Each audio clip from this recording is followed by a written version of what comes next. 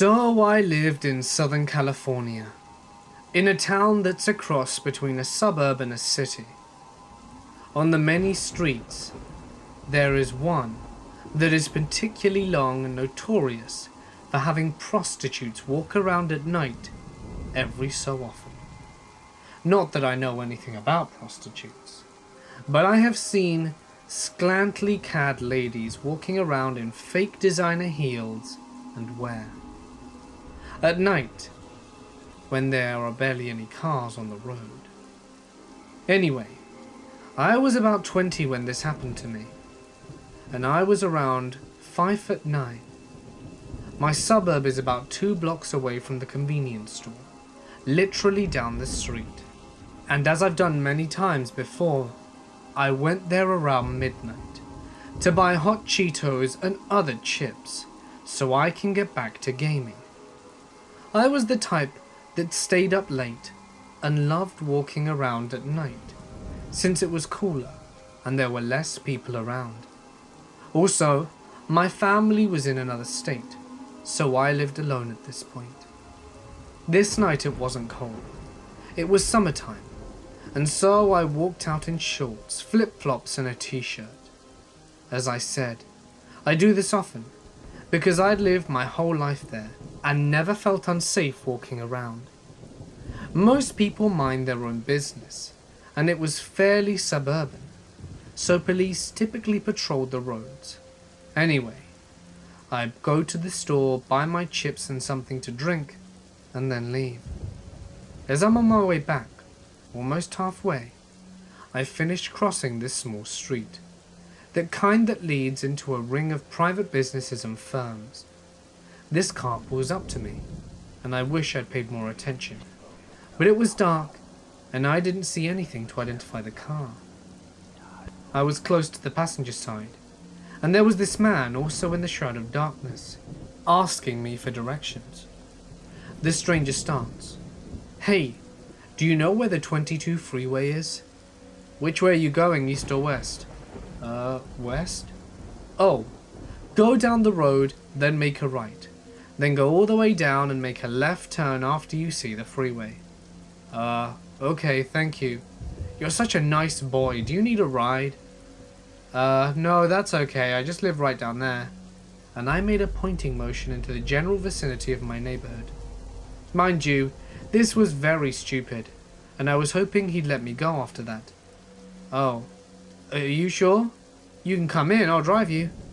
No thanks, I'll be fine."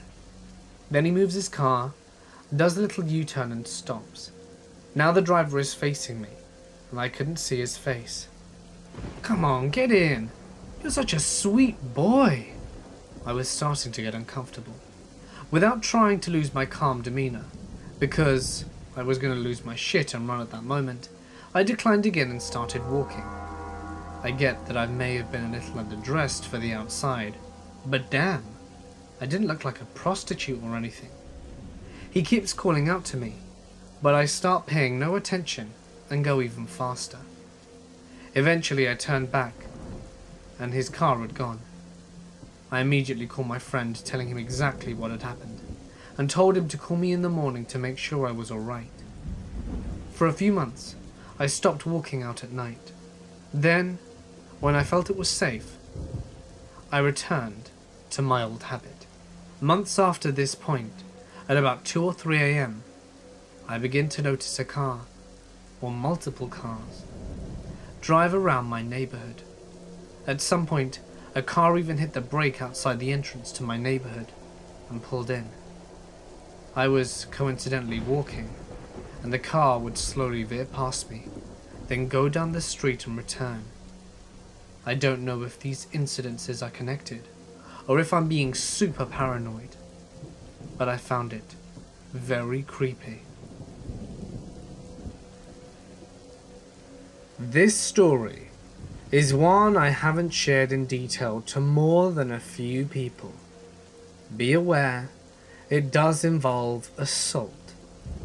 I am a 24-year-old female that really doesn't get out much. A few friends and I are involved in theatre. I never really got to go as they are late and my husband works really early shifts. I decided I would go anyway, as I hadn't been before. I need to let you know a few details about this group. It's run by a drag queen that does rock shows and some plays in between sets. My female friend is a dancer for the show and does plays with her husband, so it's 80s themed, and I go all dolled up with flashy makeup, Jaeger pants, a bright top, and of course my hair was teased like crazy. I'd been to the venue before for rock shows before, so I knew the setup. I grabbed a non-alcoholic Coke, which made the bartender and I chuckle, and there's no food here, and I had to drive, so I was not planning to play that game. With the medication I take, I'm mega lightweight anyway. So the show starts with a rock session. It's just me and 4 other people. They're not terrible, but not what I would listen to, and honestly the drag queen pretending to suck off the guitarist was not the best, and they looked quite uncomfortable. I figured it's what they do and guessed they were okay with it, but they looked bothered to me and was hard to watch. So then my male friend has to go get ready on stage, and I'm alone for a bit before my female friend comes back to watch the play. The whole play happens, which was The Breakfast Club, and not really my thing. I came there to support them though, so I was still going to clap and cheer regardless. I see the time, and it's midnight, so there was no leaving early, as I considered downtown not safe for a single person after 10 PM. Now, this is the moment I should have said screw it and called my husband to pick me up anyway. But instead, I just got a rum and coke and waited out for the show to end, so they can get me to my car. So the drag queen's husband is super excited to meet me, because I'm friends with people in the show and he's never met me before. So far, just fine. I noticed he's definitely drunk as hell, but he wanted to be in picture, so I was like whatever, and took one. He hugged me from behind very tightly and pressed himself against me. Now I'm pretty short, and he was just the right height that his bulge was on my arse. I took that picture fast and said I had to pee and got away from him.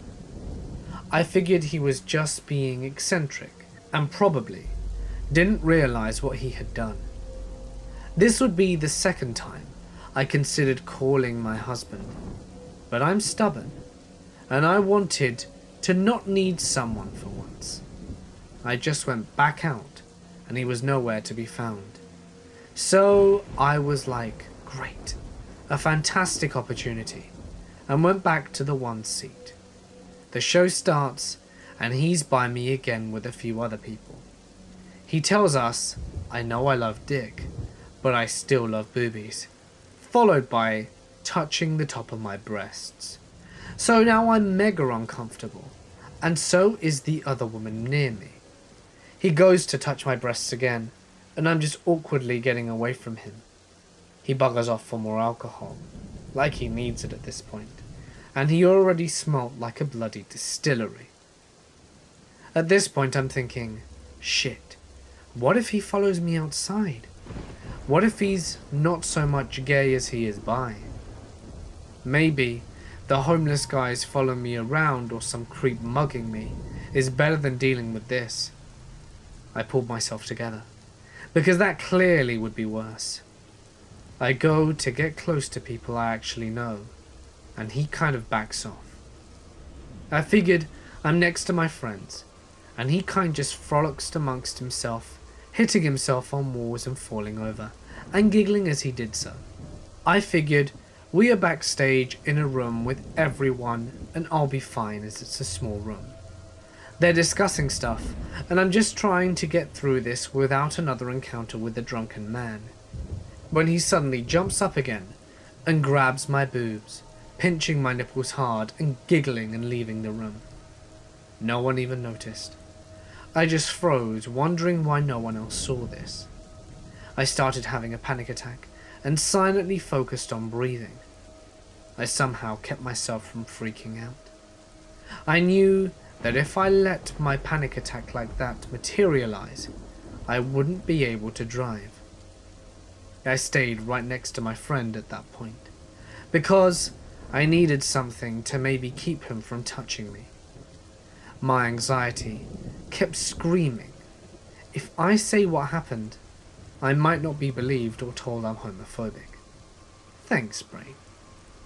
He brushes his hand on mine, and then grabs my boob. I grab his hand and pull him off, and say, "These are my husband's, not yours, to touch." I was very loud, and very stern and practically ready to hurt him at this point. He just giggled and said okay and walked away. They heard and saw this and said nothing. I was just in shock again. How could someone see that and do nothing? I felt like I was invisible. Then they decided to sit around and smoke weed. I debated calling the cops, but for some reason thought I couldn't get myself to. I was just silently panicking, and my anxiety kept saying that if you called them, all the people in this room except my two friends will be arrested for possessing weed. I don't know why, but I kept thinking of dumb things like not hurting my friends by being bothered, or preventing people who think this behavior is okay from getting a ride to the police station. But again, thanks, Brain. I assume this is the point I hit fight or flight. I just wanted a safe escort to my car and drive home. I finally got out of there. My friends take me to my car, and I drive home spamming loud music, just numb. Not scared, not upset, just feeling numb with trembling hands. I get home, and my husband wakes up and asks me how the night was, and I just cried. I felt disgusting. All I could smell was weed and booze, and I couldn't even handle my husband touching me. I just curled up into a ball and did my best to sleep. I had trouble telling my friends the next day, as they talked about him, and I found out he's never gone that far, but he touches the showgirl's boobs all the time and that it's kind of normal. It took me months of therapy to think of it without crying. Weeks to be okay with my husband touching me. And to this day I still don't understand why he put his hands on me. If they knew he did this, why didn't they warn me? And how could you get to a point where it's okay touching someone's private parts? Why would that work with other people? Wouldn't it be the right thing to encourage me to call the authorities and have reported it? Would it have been the right thing to report the other instances before it happened? Would he go further than this? I don't know the answer to these questions. I don't know why I froze at the time. All I know is I can't stand any of my friends' shows, because I will in a way be supporting them as well. My husband is super protective now, and I hope he doesn't meet the man for his sakes. My husband isn't ripped, but he would easily hurt the scrawny dude, and I don't need him getting in trouble like that. I don't trust anything now. I've always had bad anxiety, avoid confrontation, and I never let anyone stand too close to me for too long, if I don't know them. I also don't go anywhere without my husband unless I know I have someone else to trust around me. For me, fear in a movie, story or manifestation has nothing to do with the fear of being violated or unsafe. Don't be afraid to grab someone or push them away if they're making you uncomfortable. As my therapist said, you will never be prepared for this, so there's no guarantee you can protect yourself. But you should never be a doormat. No one deserves to be treated like that. You should always respect yourself and expect the same from others. This is the scariest episode from my childhood. It took place in 1991, when I was 8 years old. I lived in a village on the Norwegian countryside, and my parents and my two older brothers lived there with me. There weren't many kids around for us to play with, so we would always be stuck together, despite the age difference. I was 8, and my brothers were 10 and 12 respectively. It was a safe neighborhood, and we were outdoorsy kids. It was fine for us to just return home to eat, and then go back out again to play in the woods, or go fishing in the nearby lake. In the autumn of 1991, my oldest brother dared us to sneak through the hedge to the abandoned property that was located close by. We had always thought of it as a haunted house, but really, it was the old house where the man who started the village brick factory once lived. No one had lived there for ages, and the paint was starting to peel off, and several windows were broken. Our parents would always tell us to never go in there. Their reason was, of course, that they feared that we would get hurt whilst playing there. But we thought it was simply because the house was haunted. But that day, we dared to walk around in the garden, or what you want to call it. It had a now dried up pond as well, and several old and dying fruit trees, and even tools in an old shed. It looked as if someone had just walked out one day and never returned, leaving everything as it was. We soon came to think of the garden as ours, and we played there all the time. We climbed the trees, used the tools to build things. It was great, our very own secret playground. We suspected that people in the village had seen us, because soon our parents would ask us if we had gone there despite being strictly forbidden, which of course we denied. But someone must have complained. We were rather loud and untamed kids. Until one day, it was November. I remember since it was the day before my birthday. It was a damp and rainy day, and we weren't really in the mood for playing outside. But our mom had chased us out the house so that she could clean in peace, and we wouldn't be allowed back until an hour later. So we decided to try and open the old cellar. We opened the doors and climbed down to have a look. The plan was to write our names on the inside of the cellar and mark it as our own. Suddenly, the hatch slammed shut above us, and the cellar became completely dark. I started screaming, and my older brothers tried to open the hatch, when my oldest brother pushed the hatch open, and he saw a man's hand holding a small axe. "Come on out, trespassing little brats." The axe close to the opening of the hatch. "Hell no," shouted my brother, and slammed the hatch shut from the inside. "All right, little brats. I know you're all in there. All 3 of you little shits. Does your mummy know where you are? Does she? I bet she doesn't. No one will look for you." We heard him dropping the axe and starting to move around with something.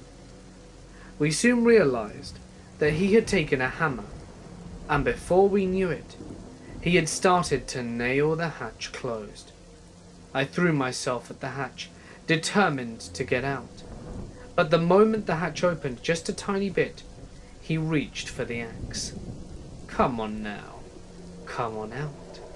It's the better choice, really. It must be awfully dark and damp in there. Aren't you afraid of the dark? Go on. Let your little brother out." He laughed, and we could clearly hear that he was drunk. My older brother was pleading with the man to let us go, promising that we would never return. But his words fell on deaf ears. The rain had started to fall really heavily now, and we had heard thunder outside. The drunk man with the hammer was cursing and moving around outside, clearly bothered by the bad weather. "I might come back to let you out one day, or maybe I'll butcher all three of you," he said through the wooden doors as he hammered the hatch shut. We were too terrified to do anything, but my older brother told us to stay calm and it would be okay, as surely he was just out to scare us. The dark was compact inside the cellar, and it was cold and damp, and after a long while of silence from the man outside, we started to wonder if he'd left. My brother decided that we should count to 100, and then try to get out. We counted loudly, and then used our hands to find the hatch. It was definitely nailed shut, and my brother told us to feel the stone walls for loose stones, and we did, cutting our palms on the sharp edges.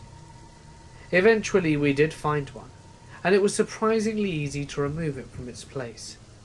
The cellar was old, and it hadn't been tended to for ages, and the rainy climate of the Norwegian coastside had left the wooden hatch doors rather soft with age. The hardest thing was to reach up. The cellar was built in such a way that it was almost impossible to get a good forward motion going in order to break the wood. But fueled by panic and adrenaline, we broke the lower half open, being closest to the ground, and it was softer and easier to tear apart. We started digging the earth with our hands, creating a small opening out. Being the smallest, my brothers pushed me out of the cellar, and I could see the man was indeed gone. My brothers were too big to fit into the small opening, and they said I would have to get the hammer and get the hatch open. I was absolutely petrified the man would return with the axe, and I would have to run, leaving my brothers to die, or stay to be slaughtered. At 8 years old, I had no doubt that would have happened. I got the hammer, but couldn't get the nails out. So I used the hammer to simply break the hatch to pieces. Soon, we were all three of us running for dear life, across the garden and home, where our mum threw a fit over the state of our clothes and hands and demanded to know what we had been up to. "Nothing," we lied, unsure of what to say. We never went back there again. We never even looked that way. The man with the axe? We had no idea who he was or where he came from. I wonder if he was just a drifter living in the abandoned house, not wanting noisy kids to disturb the peace. This is by far the most fearful episode of my life. We never told anyone about it, but every year, when me and my two brothers reunite in the family home for Christmas, we like to ask if there's any news about the ghost house down the street, if anyone has moved in yet. I am a 25-year-old female. I was 23 at the time this took place. I had been a college student, but had to quit due to a major surgery in my leg. So I was unemployed and had just spent a few months recovering. I was finally off crutches, but still limping around, and lived in an old Victorian 2-story house that is now a duplex. I live on the ground floor, and a middle-aged reclusive woman occupies the whole second floor. There are separate outside entrances, you see, and I live with a male housemate that was also a friend that is a few years older than me, and was employed as a security guard at a local casino. Our street is known for being seedy, and not a good neighborhood, but I've always felt pretty safe, never had too much trouble. One night, As I was home with my roommate and my boyfriend, we were all watching movies in the living room, which is out in the front of the house. My roommate's girlfriend then comes over drunk with another male friend of ours. The male friend sat down to watch movies with us and immediately passed out, and my roommate and his girlfriend went to his bedroom at the back of the house and immediately started having the most insanely loud intercourse I've ever heard. She always sounded like a trashy porn star. But anyway, a few minutes into the session, my boyfriend and I were still watching the movie, and we hear a loud scream coming from the back of the house. We couldn't distinguish what it was, maybe something getting knocked over, but we figured it was just my roommate and his girlfriend being extremely loud and all over the place. Eventually, they finished and the house was finally quiet. Our movie ended and we decided to go to bed in my room. My room is in the middle of the house and shares a wall with my roommate's wall, and the living room on the other side. My bed was against the outside wall of my room, parallel to an old window that slides up and down. The side and back of our house are pretty high off the ground. Looking out the window, it's a decent drop to the ground. Outside my window are vertical and horizontal beams that extend to hold up a little porch balcony for the lady upstairs. It really ruins the view, having beams right there. My boyfriend went into my room and took off all of his clothes and jumped into bed. I started to take off my clothes too, but stopped when I noticed the screens of my windows missing and it being open. I had a cat that at the time was indoor only, so my first thought was, the screen is missing. Striga must have gotten out of the window. Then I noticed that the window was pushed up way more than I thought possible. I kept thinking of my cat though. I was obsessed with keeping her inside.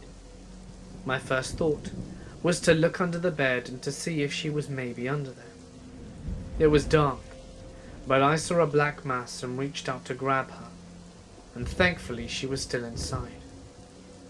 The black mass wasn't her. It was a black hoodie, and someone was in it. I had grabbed someone's arm. For some reason, my first thought at that moment was that a friend was playing a prank on me, and it was probably someone I knew.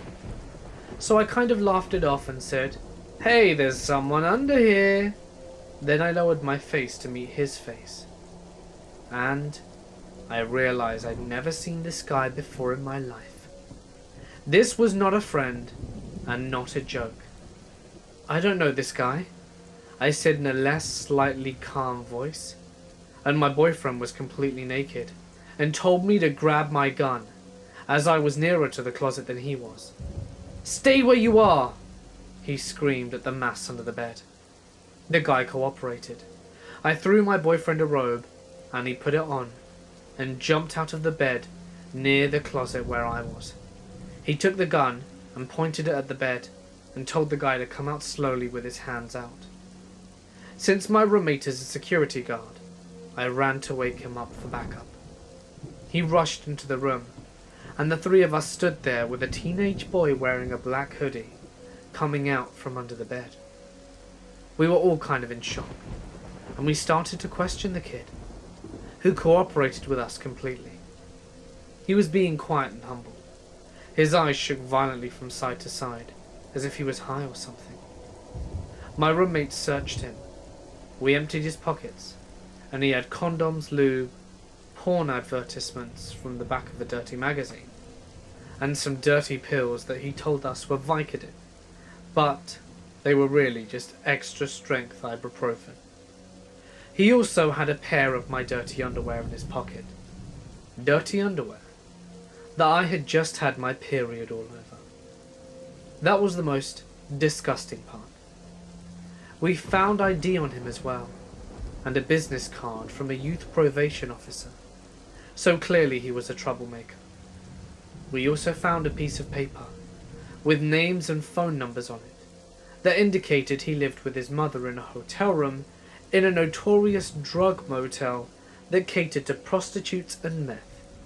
His high school ID was from Hooper High, and he was clearly from the local Hooper Native American tribe, or at least part Hooper Native. When we saw he had no weapons, we started questioning why he was in my bedroom under the bed with all that stuff, and asked if he realized how serious this was. He quietly replied that he heard sex from the street and thought he could have some. Basically, he was a horny teenage boy on some sort of drug, riding his bike around at night, and my roommate's trashy girlfriend's sex noises were like a siren song in the night to this kid. He was so overcome by his horniness that he scaled the scaffolding and beams near my open window and crawled in under my bed, probably to masturbate, to what he thought he was hearing in the next room. He probably jizzed on my underwear. He then kept apologizing and saying he was sorry and God knows what. I was in shock and disgusted and wondered if he would have raped me if I'd have been alone. But we all felt a little compassion for the stupid kid. His fate was basically in our hands at that point, and we debated whether or not to call the police. We finally decided not to, and we basically lectured him and told him how lucky he was that he crawled into my window and not someone else's, because we could have shot him or called the police and had him arrested, and whatever he was on for probation for would have been a lot worse. He kept thanking us and was super humble at that point. My roommate then escorted him out the front door and took his bike that he had left on the lawn and walked him to his shitty motel and watched him go inside. We kept all of his stuff. He didn't have money, just trash IDs and phone numbers, and made sure to tell him we had his IDs and we knew where he lived. We had his mum's number and his probation officer's number, and that if we ever saw him on the street again, he'd regret it. A drunk friend and my other roommate's girlfriend slept through the entire ordeal, and we told them next morning what had happened whilst they slept. This all happened a bit of a long time ago. I am 19 now, and in college. But I originally grew up in a small town in New England. The area is basically in the middle of a few game refuges and is surrounded by farms, fields, forests, and mountains as far as the eye can see. It's beautiful in the fall, but can be annoyingly creepy at times. Honestly, there is a local legend about a Blair Witch cabin on the trail near my house that is legitimately a Pokestop, but I digress.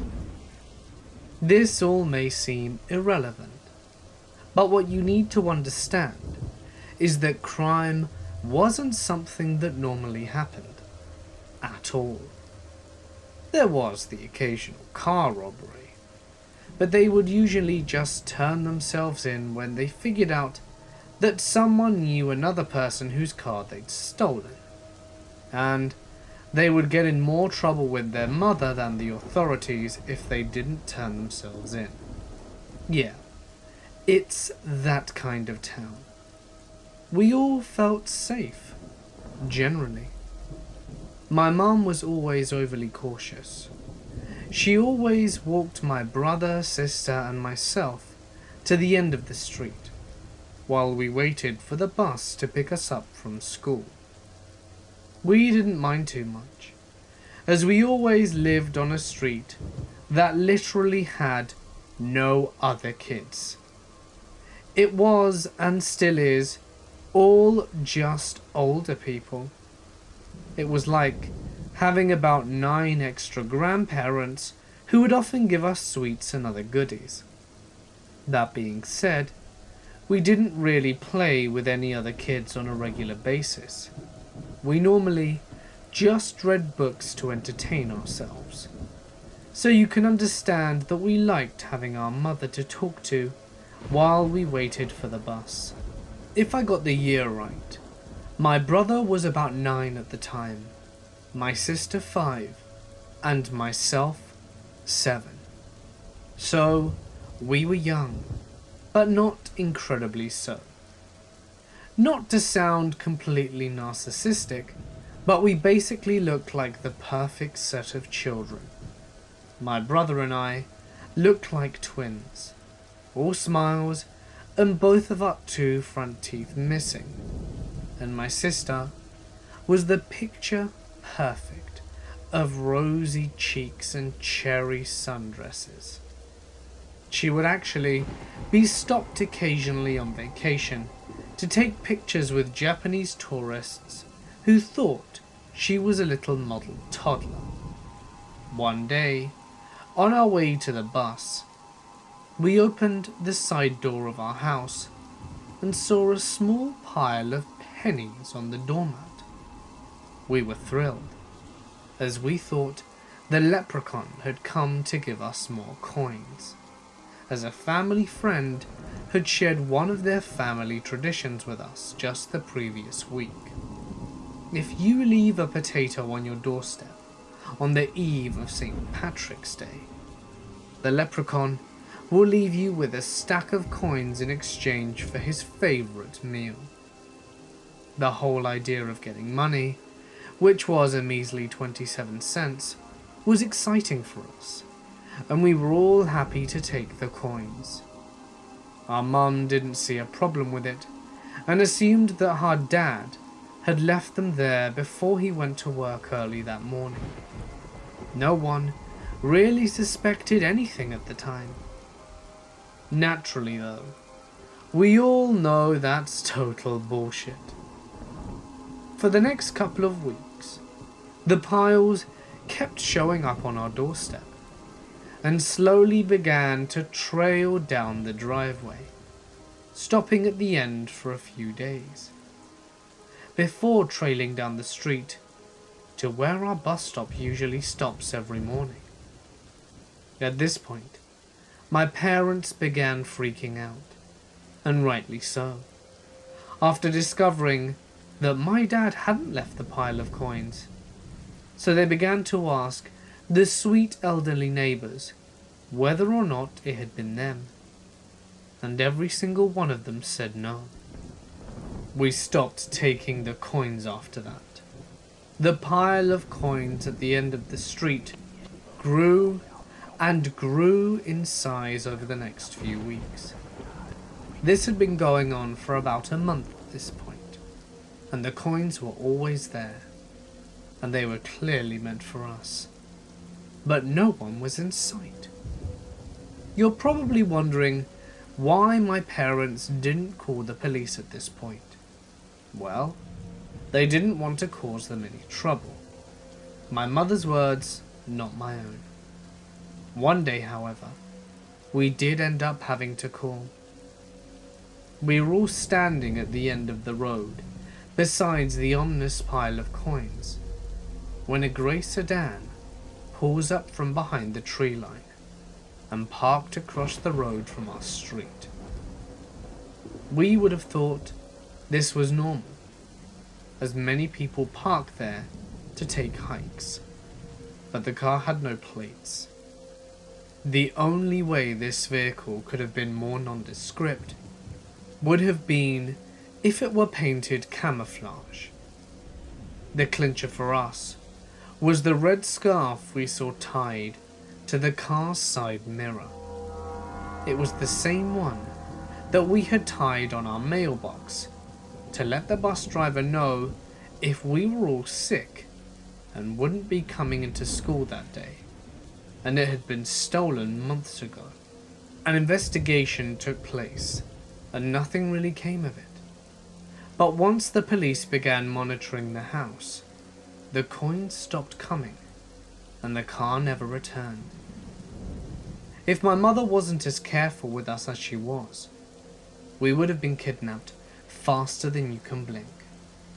After talking about it more, we came to the conclusion that he was probably after my baby sister, the one with the wide eyes and perfect apple plum cheeks. She's 16 now and can't remember any of this, but it's honestly terrifying to think about how she, my little sister, could have been gone forever. The part that scares me the most about this is that the guy wasn't your usual kidnapper. He was patient. He waited for months and months to try and get his hands on us. He watched our house, our family, learnt our rituals, and was trying to find an opportunity. He watched us walk to the end of the street every morning for the bus.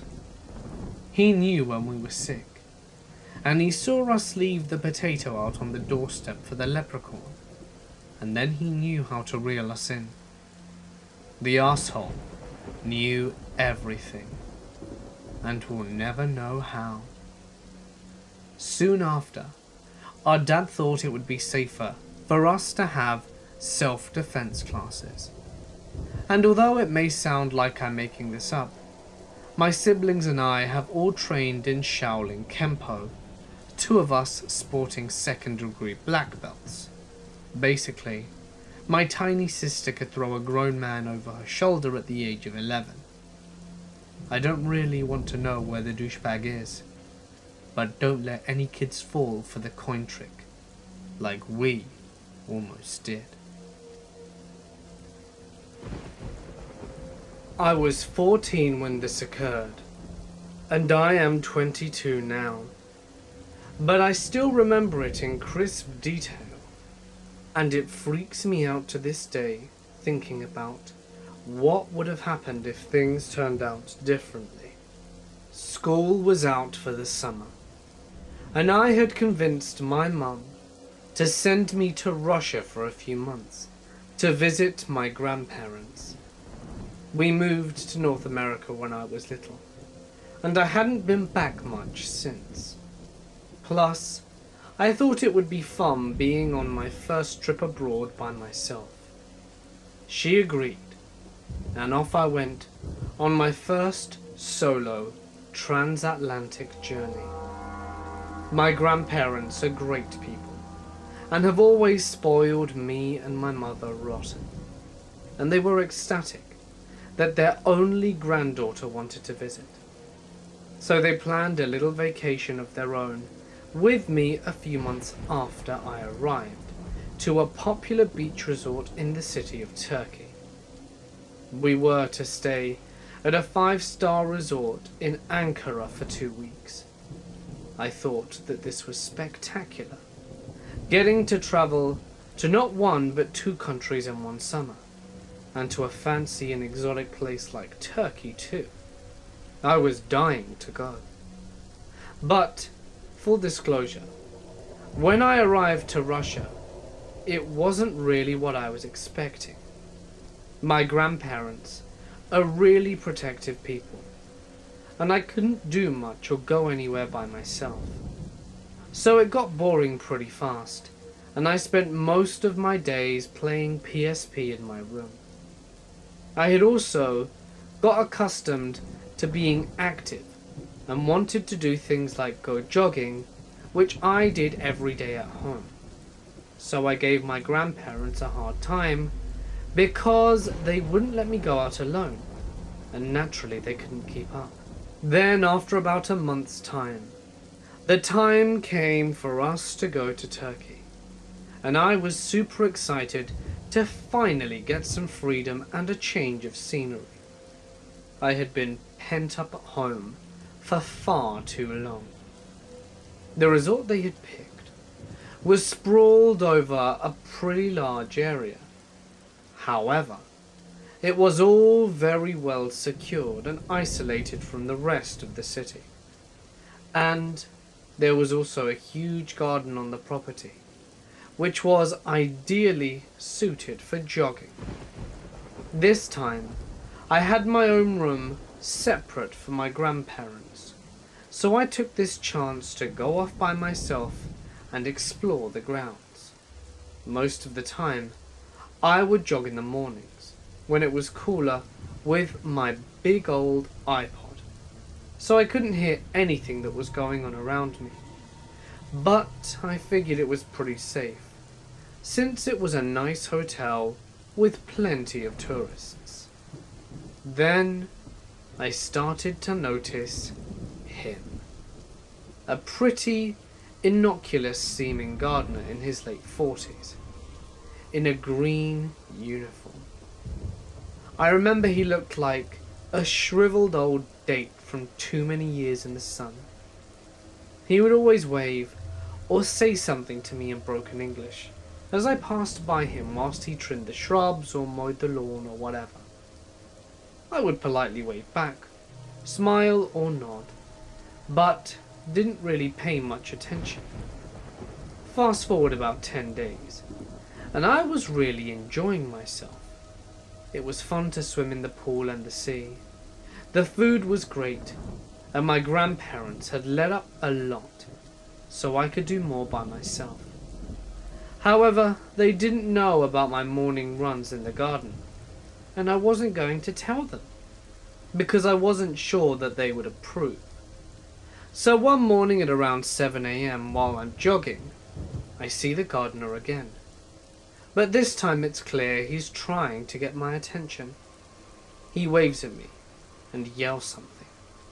So I stop and pull out my earphones, trying to figure out what he wants. Now, I know he works for the hotel, so I really don't suspect anything. He waves at me again and motions for me to come forward. I'm confused, but I figure he wants to tell me something, so I politely approach. He's standing at the trail that goes deeper into the gardens and foliage.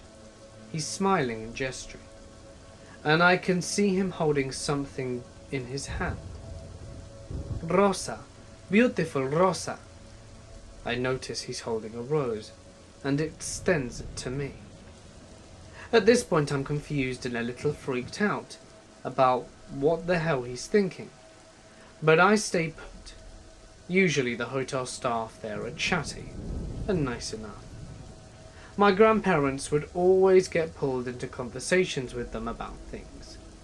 I figure it's something like this now, and I don't want to be rude, but still want to be on my way without offending the old man.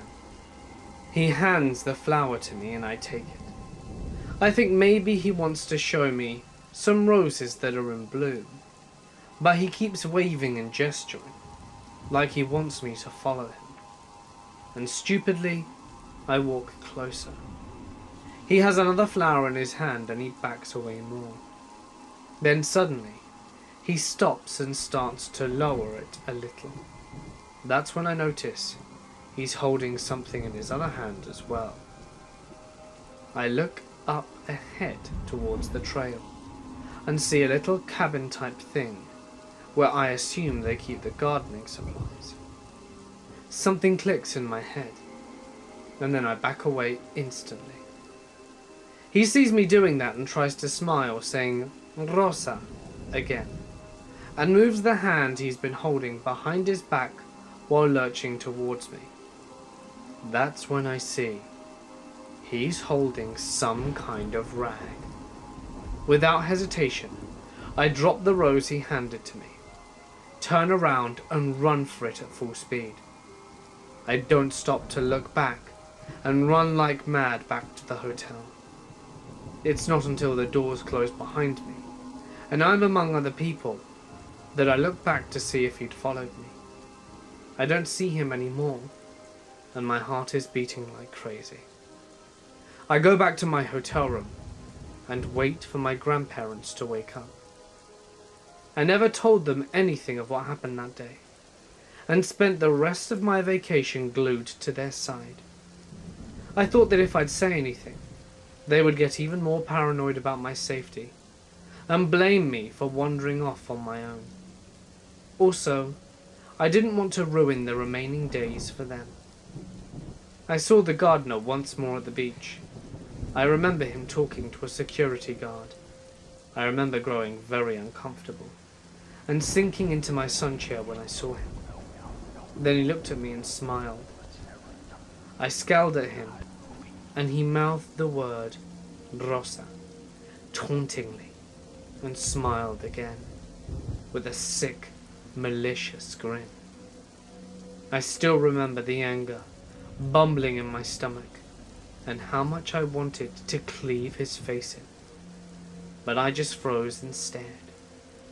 He walked away, and I went back to pretending nothing ever happened. Needless to say, I never went on any more morning jogs, and neither did I want to, until long after the summer had ended, and I'd returned back home.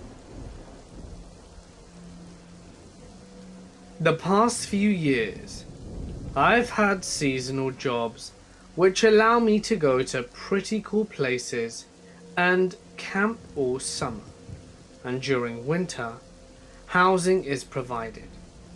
Because of this, I do not rent or own a home. I just go from my tent to free housing. I'm a guy in my mid-20s, so what do you expect? September to October though is the tricky time, as I have no housing and it's getting cold out. Rewind to last October. I have a few weeks until my winter job starts, so I am biding my time with a mix of camping and crashing at friends' houses. After going to a friend's wedding, I came down with some sort of insane flu. I rarely get sick, but this was as bad as anything I've experienced. So I decided I would just splurge on a motel room for a night or two.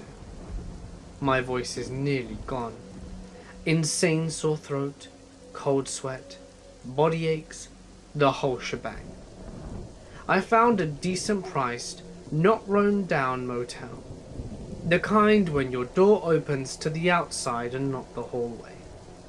I take a long hot bath, get curled up in bed, and I am very satisfied with my choice to get a room.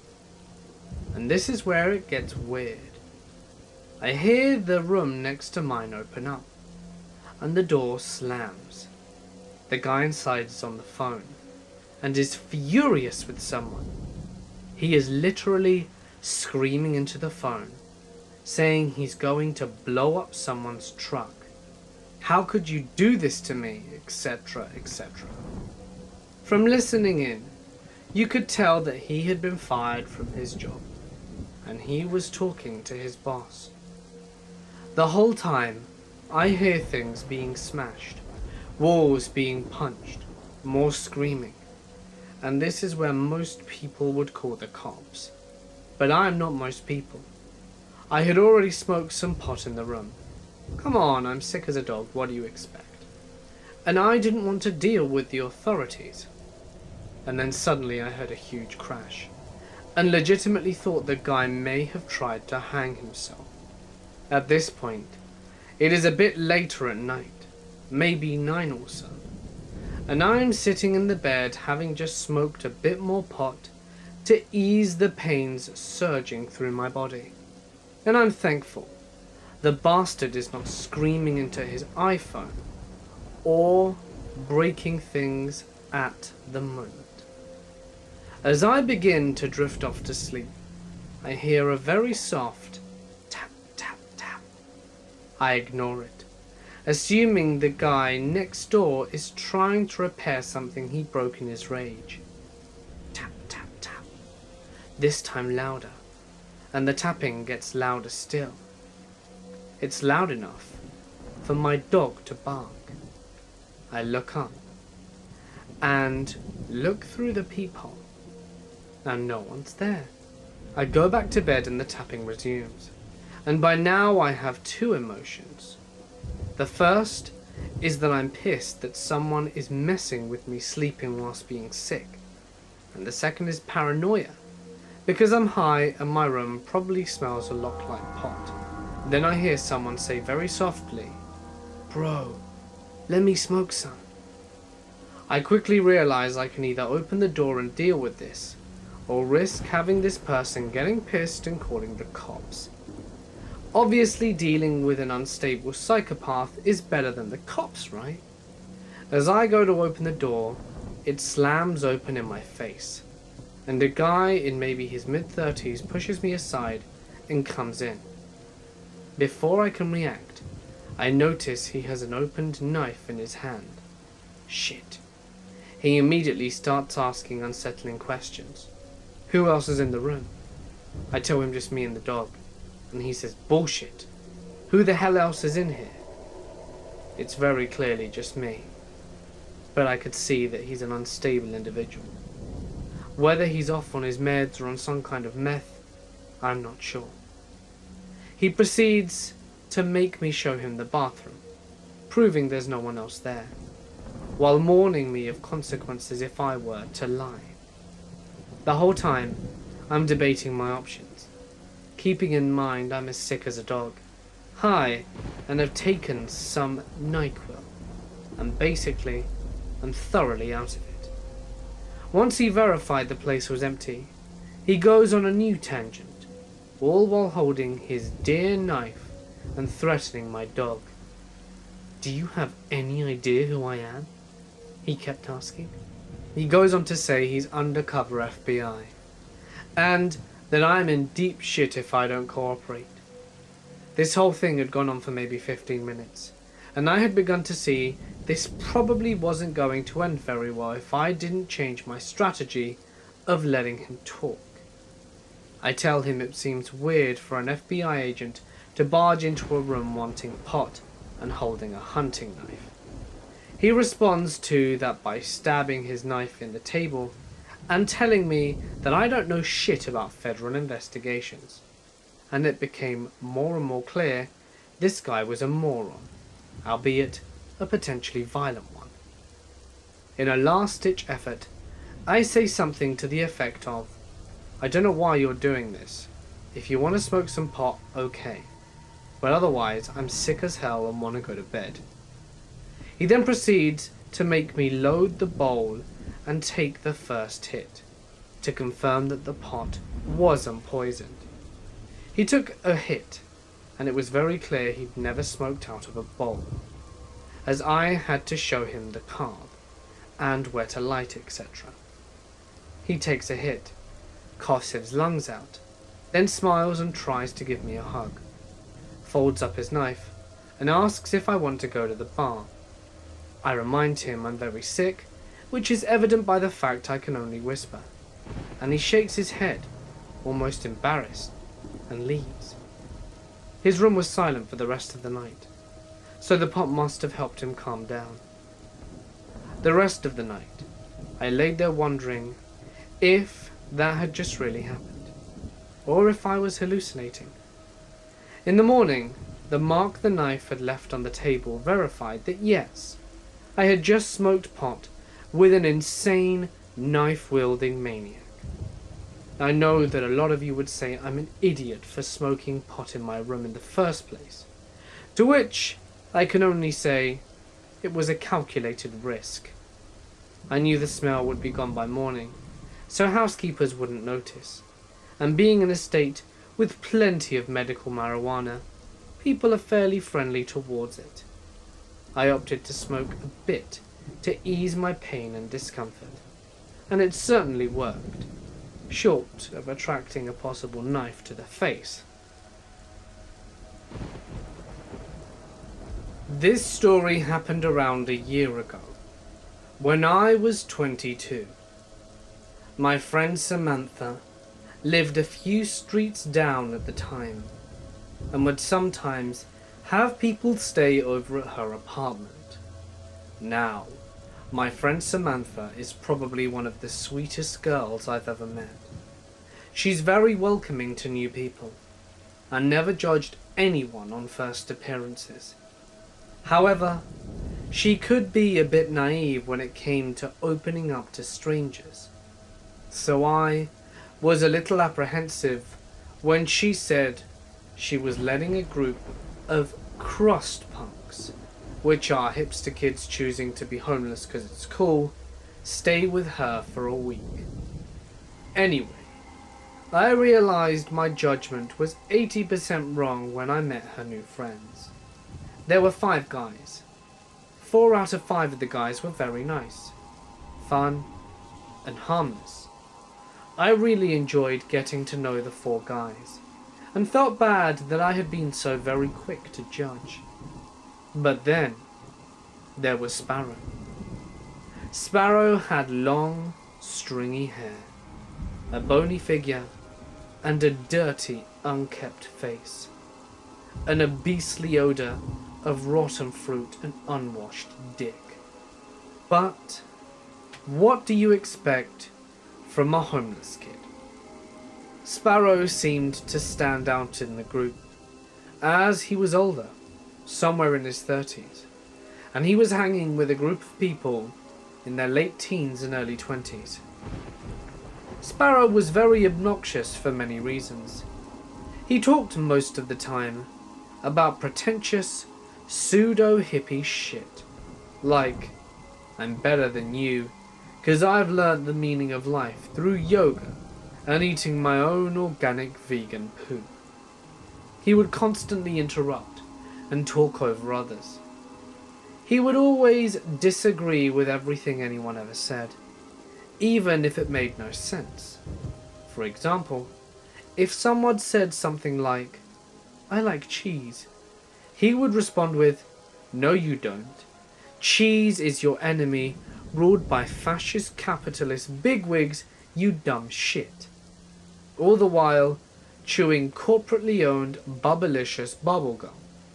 If he was tired of hearing you, and wanted to hear his own voice again, he would say something along the lines of, I grow tired of your conversation.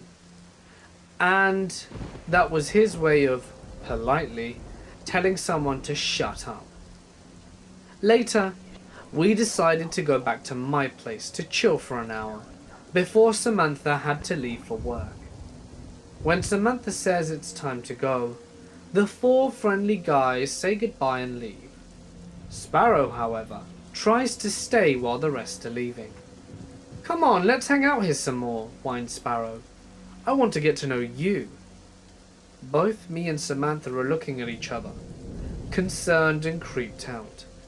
I tell him I need to work on school, but he doesn't back down.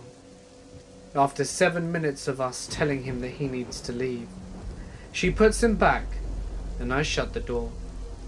I found out later, right after my door shut, that Sparrow turned to Samantha and hissed, why are you trying to cock-block me? Lol. This smelly homeless guy really thought he had a chance with me? Delusional. After they leave, I notice a fresh wad of chewing gum stuck in my living room rug. I immediately knew it was Sparrow, as he had been the only one chewing gum the entire time I was there. I grudgingly clean it up, and go back to working on homework. The next morning, I'm getting out of the shower when I hear a knock on the balcony door.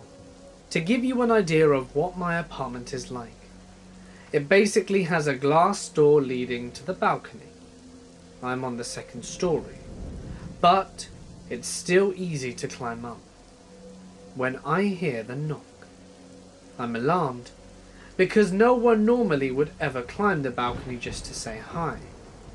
They could use the front door, or even the back door. But no. Someone thought it would be a good idea to just climb up into my balcony and knock on that door. I turn around the corner of the bathroom, and guess who I see? Sparrow is peering inside, and mouthing what looks like a question. I jump back into the bathroom, and wrap a towel around myself, hoping he didn't see me naked. When I get to the door, I can hear him asking if his phone was there. I turn around and sure enough, some random phone plugged into one of the outlets was left there. I stupidly let him in and hand him his phone and charger. As soon as he sees me in a town, he smiles and says, "Wow, you look sexy." He comes up close to me, facing me, trying to press his odoriferous body against mine. and he says, "Do you wanna, you know," while bobbing his eyebrows up and down. I give him a look of complete and utter repulsion and say, "No! Oh God, no!" Apparently he doesn't hear me because he keeps pressing up against me, trying to make me drop the towel, saying, "Come on, let's do it," and stuff along those lines. At this point he is attempting to wrap his arm around me, pushing me backwards. Fortunately, the front door is right next to the bathroom door, and he's close enough for me to open the door and push his frail figure out. I quickly shove him out the front door and say, "No, piss off," while slamming the door in his face. I'm freaking out, but relieved that I was able to get him out of my apartment. About 10 minutes later, I get a text from an unknown number. The text says something to the effect of, "There's nothing wrong with two friends having fun. Are you sure you don't want me to come over?" I say no. And he responds with, "Wow, you don't have to be such a prude, you know." I proceed to call him smelly and tell him to piss off, and he doesn't respond after that. Shortly after the texts, I call Samantha and tell her what happened. Apparently the phone he was texting wasn't even his. It was his girlfriend's. Samantha is disgusted and proceeds to tell me that he has been aggressively hitting on girls 10 years younger than him the whole time he was there, even with his girlfriend in tote. Samantha and the others had been trying to ditch him all week, and this was the final straw. She proceeded to kick him and his girlfriend out. I'm glad that Samantha handled the situation the way she did. To Sparrow, wherever you are, I hope we never meet again. This happened to me not too long ago, perhaps at the beginning of the school year. I am a sophomore girl in high school, and I live in a pretty calm state, with not much crime and not many creepy people. It's Idaho, for Christ's sake. I believe the scariest thing that can happen here is a potato famine. At the beginning of the year, I didn't have an efficient way home. I live a couple of miles away from my school, and the hot summer weather isn't quite my definition of optimal to walk in. I only live with my mum, and she works until 5. Since school gets out at around 3, and I wasn't aware that there was a bus going to my house, I could always chill at the park right next to my school and just wait for my mother to pick me up. There weren't very many people at the park ever, unless it was for summer break. A few elementary kids with their parents here and there, some people from my school walking on the canal nearby, or getting to their cars, and a lot of LARPers. Every day, I'd sit at the same spot, doing homework or something, and waiting for my mum. Rarely anyone sat where I did, even though there were 4 long benches under the gazebo I was sitting at. One day, I'm walking up the hill to the park, and at my usual place, I saw a man sitting on the bench across from mine. The park was mostly empty except for him and I, but it was open enough for anyone to see if anything went down. As I neared the bench, I saw he was wearing an all-purple suit and a fedora. Despite the agonizingly hot weather, this man still had the capacity to wear a full-on long-sleeve suit and pants, and to top it all off, a fedora. Nothing about him tipped me off at that point, except for the fact that he was staring at me as I inched closer. I swear his eyes wouldn't rip away from me, and I set down my bag and tuned the music up on my phone, making it apparent through my headphones that I didn't want to talk. Typical 21st century teenager thing. I pulled my book out from my bag and began waiting for my mum. An uneasy feeling settled only after I read a sentence from my book and looked up. The fedora guy was still staring at me. He looked around 30 or 40, and I could see a smile forming on his face. I shivered a bit, but brushed it off and continued reading. After only a few more sentences in my book, I looked up again, and there was a full smile on his face at this point, and it was starting to creep me out more than it was before. I turned my music up louder, because obviously that's how you get someone to leave you alone in a sophomore's mind. I went back to my book, but the feeling was still there. I began to clutch my bag for a fast escape, just in case this creep tried something. The feeling came back after I finished a page in my book. For some reason, I brushed it off, but into a sentence of the new page, I looked up again. Fedora Guy was now right across from me on the other side of the bench. He was still doing that creepy grin thing, but his mouth was moving. I couldn't hear what he was saying at all through my headphones, and I had the feeling I didn't want to. But even after he was done talking, he stared at me, pointing to his ear as if gesturing for me to take out my headphones. Wide-eyed and immensely creeped out, I did as so. My hand reached over to my bookmark and shut the book and began shoving it in my bag. The man reached his across the table, barely missing my hand, and I was starting to get up before he finally said something. Do you know what the sexual consent age in Idaho is? Dear God. His voice was really high and squeaky. He might have inhaled a couple of ounces of helium. I got up and walked away without a word. When I looked back, he was still staring at me, but his creepy smile was gone. It had now been replaced with a menacing frown, and his eyebrows were furled, and his hands that almost touched me were formed into a fist. I was only a few feet away from him when I saw him stand up. My pace quickened as I walked up the hill. It had only been a few minutes since school got out, and some of my peers were still lurking around the park. At a crosswalk, I spotted a distant acquaintance, for he was the only one in the vicinity that wasn't walking away.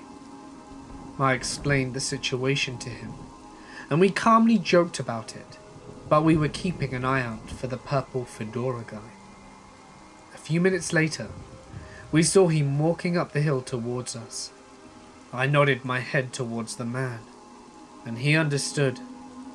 My distant acquaintance slightly shielded himself over me. Being 5'1" has its advantages, including hiding easily behind virtually anything taller than me. The man stopped at the crosswalk, only a few feet away from us, not seeming to notice me. Once the street was cleared, he crossed the street and started walking onto the canal away from us. Just when I thought it was clear, he turned around, and the smile was back on his face. For a few seconds, he kept walking forwards with his head slightly tilted at me, until he disappeared. I could only see a bit of his smile, but I knew it was still there when his head turned around. That was 2 or 3 weeks into the school year, and now there's only one day until school ends. I stopped going to the park every day after I saw him standing on the canal with the same purple suit, not even a week later. I began to ride the bus and catch rides from friends, but a few days ago, I was sticking around after school to finish a project. It was close to 5 when I finished, and my mum agreed to pick me up when I was done, unknowing of the event that took place 8 months ago. She told me to wait in the park, and of course I'd gotten over the whole thing. But as I was back in my old bench, I saw a purple suit with a fedora standing on the canal. noped right out of there real fast. When I was 15, my dad got a new job in England. I'm of Scandinavian origin, and moved the family to London. 2 years later, his job there was done, and he was ready to move back home. And he did, carelessly leaving me behind, since I was 17 and considered old enough to fend for myself. Not to mention I was a pretty horrible teen, so that might have played a part. But still, I got dumped here whilst my little sisters returned home. It wasn't all bad, because I got to move in with a classmate and her family, a large Catholic family, who saw it as their goal to get me back on track. Usually, their strategy included family dinners every night and asking me if I needed help with my schoolwork. Did I need anything knitted and so on. I played the part of the polite and dutiful surrogate daughter well, and I liked my life there very much. But I also enjoyed London nightlife. I never did drugs or anything, but I liked the thrill of being unsupervised in London at night. Being too young to get into most places, I decided that I couldn't wait and had to buy myself a fake ID.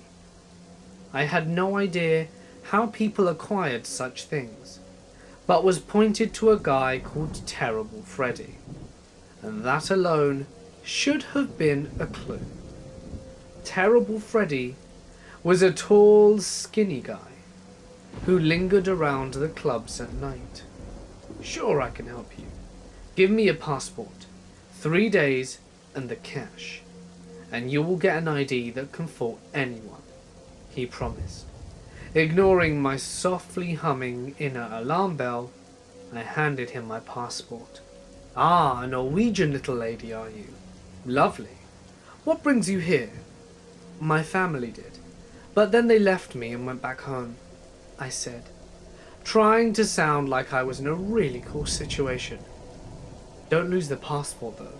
It's the only ID I've got, I said, which I was not entirely comfortable about letting go. But anyway, Terrible Freddy seemed intrigued by this information, and I could tell him stare at me as I walked away.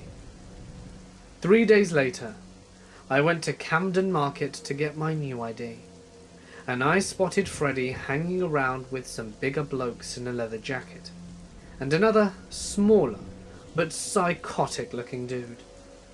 The sight of them together made me uneasy, and later I can understand that it was because Freddy was always seen on his own. Bringing his posse was a new thing, and they all looked like they were on a mission, more remarkable than handing a fake ID to a teenage girl in exchange for some cash. I walked in a large circle around the market, considering my options. He had my passport, and possibly my ID, my ticket to the clubs. But the sight of the 3 men had caused an almost nauseating kind of fear in me, and I couldn't bring myself to walk over to them. And that's when he saw me. "Gabby! Gabrielle!" he shouted, waving and smiling for me to come over. So I started walking towards them, and saw the other 2 men he had been talking to just moments ago were now pretending not to know him. One taking an exaggerated interest in the fruit on sale, and the other watching intently from a distance. But his sheer size made it impossible for him not to be noticed. "I got you papers in the car. It's over here. Walk with me, Gabs." He said it, and reached out to take my hand, and in an act of pretend chivalry, completely out of character to him, he kissed my hand and then proceeded to walk arm in arm with me, away from the crowded marketplace. He had a pretty firm grip on my arm as I attempted to free myself, saying something about not being a damsel in distress. He locked his arm in an iron grip and started walking faster, while joking and talking. His voice seemed friendly and cheerful, his words kind and pleasant, but his body language was forceful and scared me. One of the last things my dad said before waving goodbye to me a few months earlier was, "Enjoy London life, but be smart. If something seems off, it's probably because it is." The sound of tires screeching and the sight of a car driven by the man in the leather jacket was the last hint I needed to move. "Let go of me!" I shouted at the top of my lungs, determined to attract attention at any cost. This only led to the car stopping, and the huge bloke suddenly appeared as if he had been waiting somewhere close by. "Grab her!"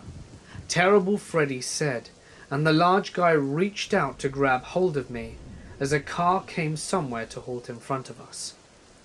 I threw myself on the ground, kicking and screaming, and causing the most absolute foulest noise and chaos I could. I didn't make the three men run away, but it did attract the immediate attention of a homeless guy who shouted, "Police!" so loudly it must have been heard all over the place. More people started to move in our direction, and that's when the trio decided it wouldn't be worth the risk and got in the car and sped off. The icy, blue, goat-like eyes of Terrible Freddy staring at me as they left. The homeless guy, Cody, stayed with me until the police actually arrived. But what could I report? That my attempt to buy a fake ID had misfired, and that I was almost kidnapped for God knows what reasons? That my passport was now in the hands of possible traffickers? Yeah. Should have reported all of that, but 17-year-old me was too scared to do it. I stayed in London until the end of that school year, then made my way back home. Not home to my family home, but home to Norway. I never told anyone what happened, so it's nice to get this off my chest now. Moral of the story is, be savvy. There are always dangerous parts in every city, and if you get involved in the wrong crowd, something bad is bound to happen. Be safe. My mum and I both work at very old, very haunted hotels. We used to be very open about it all, about our hauntings. But our current owner is a real jackass who refuses to acknowledge this, despite the business it could bring in.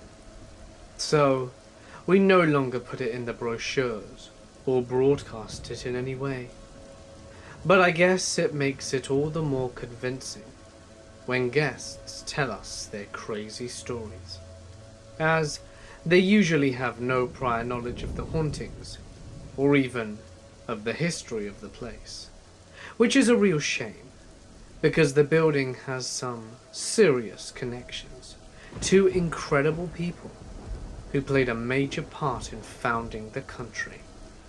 So, a few weeks back, we were in the middle of our January lull. Every year during that month, a lot of us get laid off because we're not needed. So it's pretty quiet around here between the lack of both guests and employees. However, this night, we did have 2 guests check in, both of whom were local, and they were celebrating a special occasion, as the guy had flowers delivered to the room before they checked in. They went to the restaurant to eat dinner, and then went to their rooms shortly after 9 p.m. At 10:45 p.m., my mum was startled to see them returning to the front desk with their luggage, looking pale and terrified. They were very reluctant to tell my mum what had happened, but said that they wanted to check out now and not wait until morning. My mum has seen this look on guests' faces before, and finally coaxed the truth out of the guy. Apparently, they had went to bed a bit after 10, and half an hour later, they got shot awake to a great crash and the sound of glass breaking. They scrambled out of bed and flipped the light switch on and couldn't believe what they saw. A massive, heavy glass lamp on the bedside table had been knocked off and onto the floor, where it lay in pieces next to the alarm clock, as though someone had just taken their arm and swept the whole lot off in a rage. After seeing this, the couple grabbed their things and bolted out of the room, and when they were checking out, they were so embarrassed they didn't even want a refund and refused my mum's offer to just move them to another room, even though it would have been a huge upgrade. The woman just kept saying, "I want to sleep in my own bed tonight." And the guy told my mum, "We may come back one day, but never again during the month of January, when the hotel is nearly empty."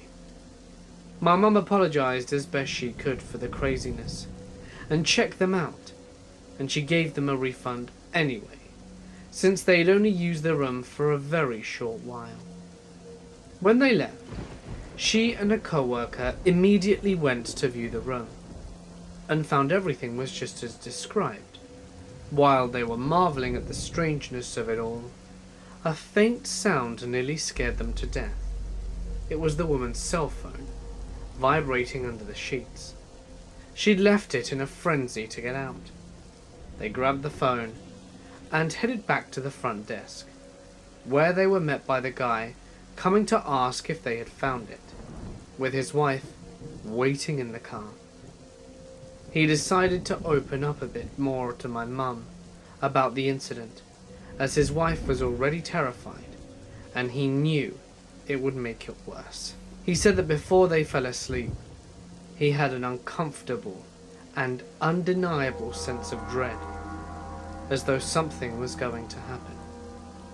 And when the sound first woke him up, he looked towards the foot of the bed and saw the silhouette of his wife standing there. He asked if she was okay and heard her voice right next to him. She was on the bed.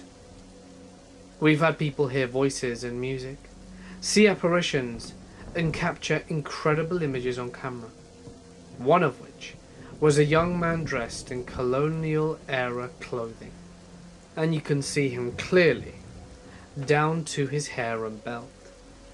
But for someone or something to sweep a lamp and clock off a table so hard it breaks the lamp is very unusual. Our phenomena is very rarely of the physical variety, so I'm not sure what to make of this. I myself have never been frightened of whatever is here. Maybe because I am a lover of history, and would almost welcome the prospect of seeing someone from such a long-gone era. As to who the woman was that this guy saw at the foot of her bed, I have no idea. We have a very well-known female spirit in the hotel, supposedly from the era when it was a Civil War hospital. But the building also served as an elite college for women, and of course, was a home when it was first built, so it could be anyone for all we know. It's a lame old... This story happened a year ago. I was living with my then boyfriend and now fiance. Anyway, we lived in a townhouse in the suburbs in a pretty safe area. There had been some robberies a couple of blocks away, but they weren't common, and I felt pretty safe walking home alone at night. So one weekend, my boyfriend's brother Marshall and his girlfriend Amy and her brother Curtis were visiting. We were all just gonna chill and have a couple of drinks and play video games and relax. My boyfriend had his last LSAT, and after months of hard studying, he just wanted to relax before the exam. Unfortunately, I ended up getting very sick. It was the worst flu I've ever had. Extremely high fever. 1 degree higher, and I would have had to go to the hospital. Nausea, headache, body aches, all the good stuff. Of course, I didn't want to stop my friends from having a good time, so they came over anyway, and I just stayed in my room. They went out to eat before they came over, so I was in bed alone watching TV, and felt like I was dying. I slept on and off, and at about 4 p.m, I heard the door open, and figured they were back, when I called out for my boyfriend and no one came. Even if he were there, he probably wouldn't have heard me. But I knew he'd come and check on me as soon as he came back. So I assumed I had just heard something fall, or the neighbors were making noise. So I dismissed it and went back to sleep. I remember I was sleeping on my back, and in deep sleep, I groggily opened my eyes and thought I saw a figure move across my room. I was so heavily medicated and so sick, I didn't even fully understand what had happened and what that meant. Like I saw the figure, but it didn't connect in my brain that I may have seen someone. And since it was pretty dark in the room, I think part of me just thought it was the TV. Finally, around 7 p.m, everyone came back. They were loud. Amy, who was my brother's boyfriend's girlfriend, was very tipsy. And she's very fun when drunk, so there was a lot of laughter. My boyfriend came in to check on me. He brought me soup. He sat and talked about his day as I ate it, and I asked him to look in the basket under the bed to get me a new bottle of aspirin. We had a full-size bed, and I had one small basket under the bed where I kept an extra bottle of pills, toothbrushes, shaving cream and stuff like that. I didn't know it right away, but thank God he looked under the bed. He put his head up and handed me the aspirin, but his facial expression changed, like he lost all the colour from his face. I didn't think much of it and said, "Thank you." He said, "Come on, I'm gonna take you to the bathroom." He never stuttered. I was kind of out of it, but I remember picking up on it. I told him, no, I really didn't have to pee, and I didn't feel like getting up. And he said, "No, let's go. I don't want to have to climb back up the stairs just in case you need a pee in 10 minutes. I remember feeling pretty hurt by these words, but he was right, since I just had soup and a bottle of water. He walked me downstairs, and I couldn't understand why we couldn't just go to the bathroom upstairs. I think I was so sick I felt too exhausted to question it. He sat me on the couch. "What's going on?" I practically whispered, as my head was hurting a lot. He took out his phone, and his hands were shaking.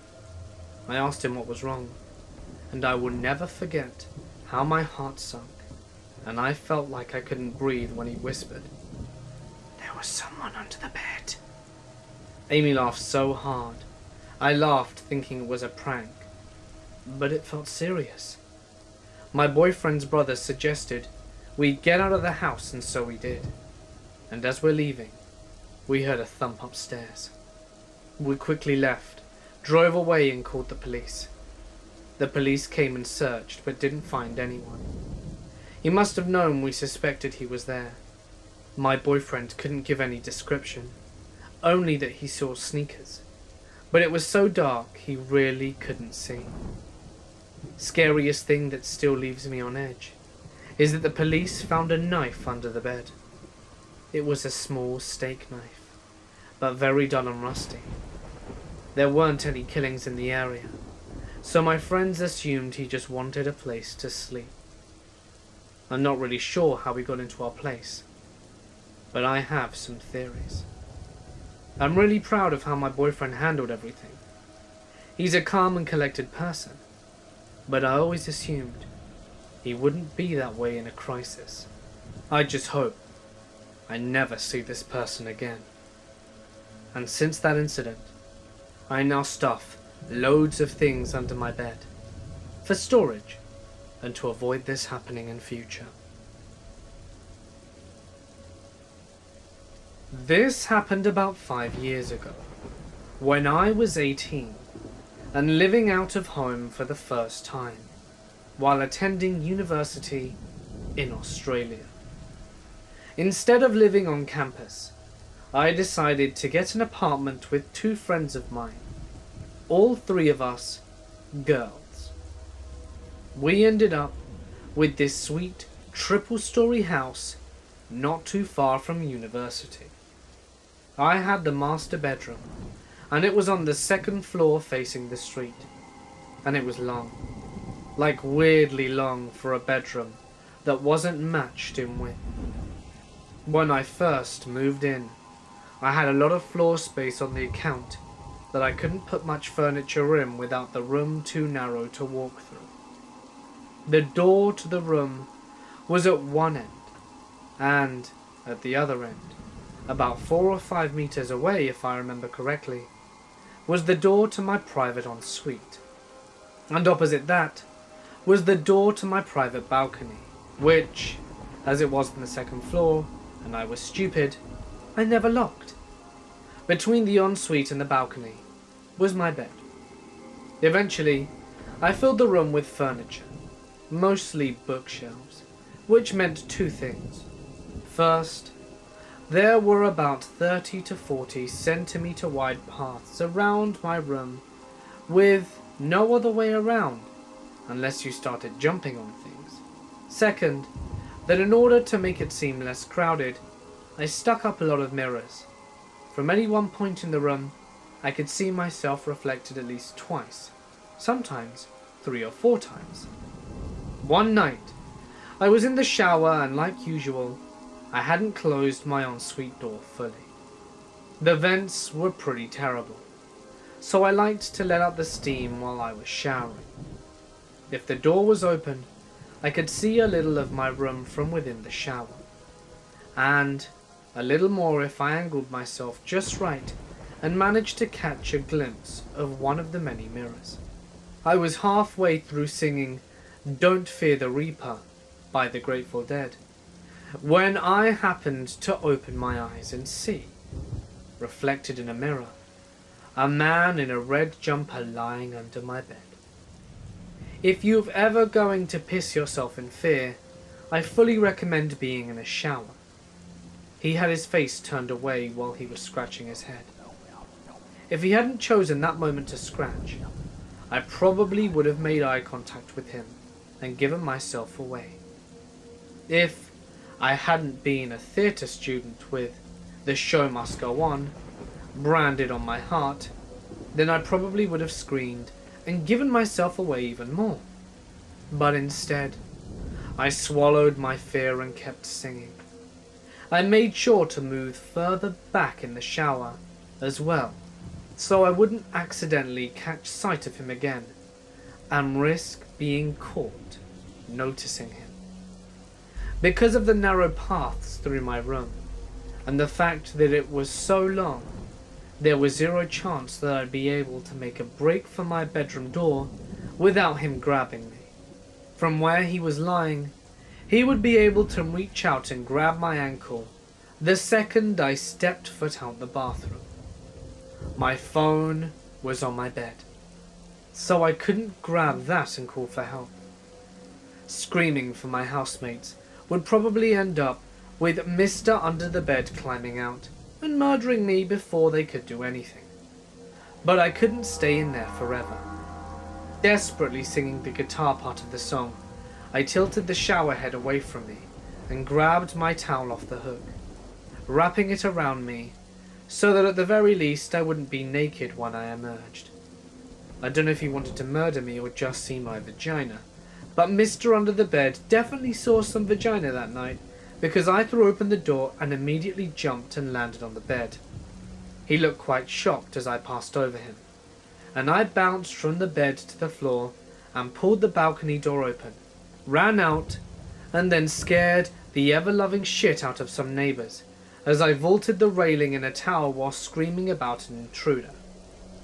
My housemates were in the living room downstairs and saw me fall through the air into what they assured me was a very majestic heap on the ground. My injuries were minor, and more importantly, my towel stayed on, so I counted that as a win. I explained the situation to them, and they all ran outside, and to the neighbours, who went in to look for the guy. Mr. Under the Bed had already made a break for it through the back door by the time they got there. We called the police, and they found his jumper 2 doors down. Probably ditched because it was bright red and very noticeable. Come on, Under the Bed guy, get your shit together, wear dark clothes like normal creepers. But not the man himself. 5 years later, I've come to tell the story with less horror than I originally did. But now I'm compulsive about locking every door and window in the house, even if my housemates don't think it's a big deal. This happened about 6 months ago. I was 22 at the time, and my daughter was only 4. I lived in a 2-story house with just me, my daughter, and my husband. I was taking at-home classes to be an iPhone specialist, starting at 5 p.m. and ending at 10 p.m. Monday through Friday. My husband had left for his 2 weeks of training that he does every year for the military. So it's just me, my daughter, and our pit bull mix Mavis. We had just finished my class for the week, and had just this weekend free, so I decided that we would go to my mother's house until Sunday. So I packed up my stuff and my daughter's stuff, and we went for the weekend. We returned home Sunday to find someone had broken into our home. There were muddy footprints and windows open, but nothing was missing. I was going to call the police, but my sister's husband explained that the cops wouldn't do anything. Nothing happened that night, but the next day my mother came over to pick up my daughter, so I could do my classes without worrying what she was into. They left, and I went to watch the class upstairs. I put my headphones on so that I can hear my instructor teach the class, but I swear I kept hearing stuff downstairs. I even texted my mum and told her I kept hearing stuff downstairs, and it was creeping me out. But she assured me that it was probably just Mavis, because everything was locked up tight, and no one could get in. I agreed, thinking I was probably just freaking myself out.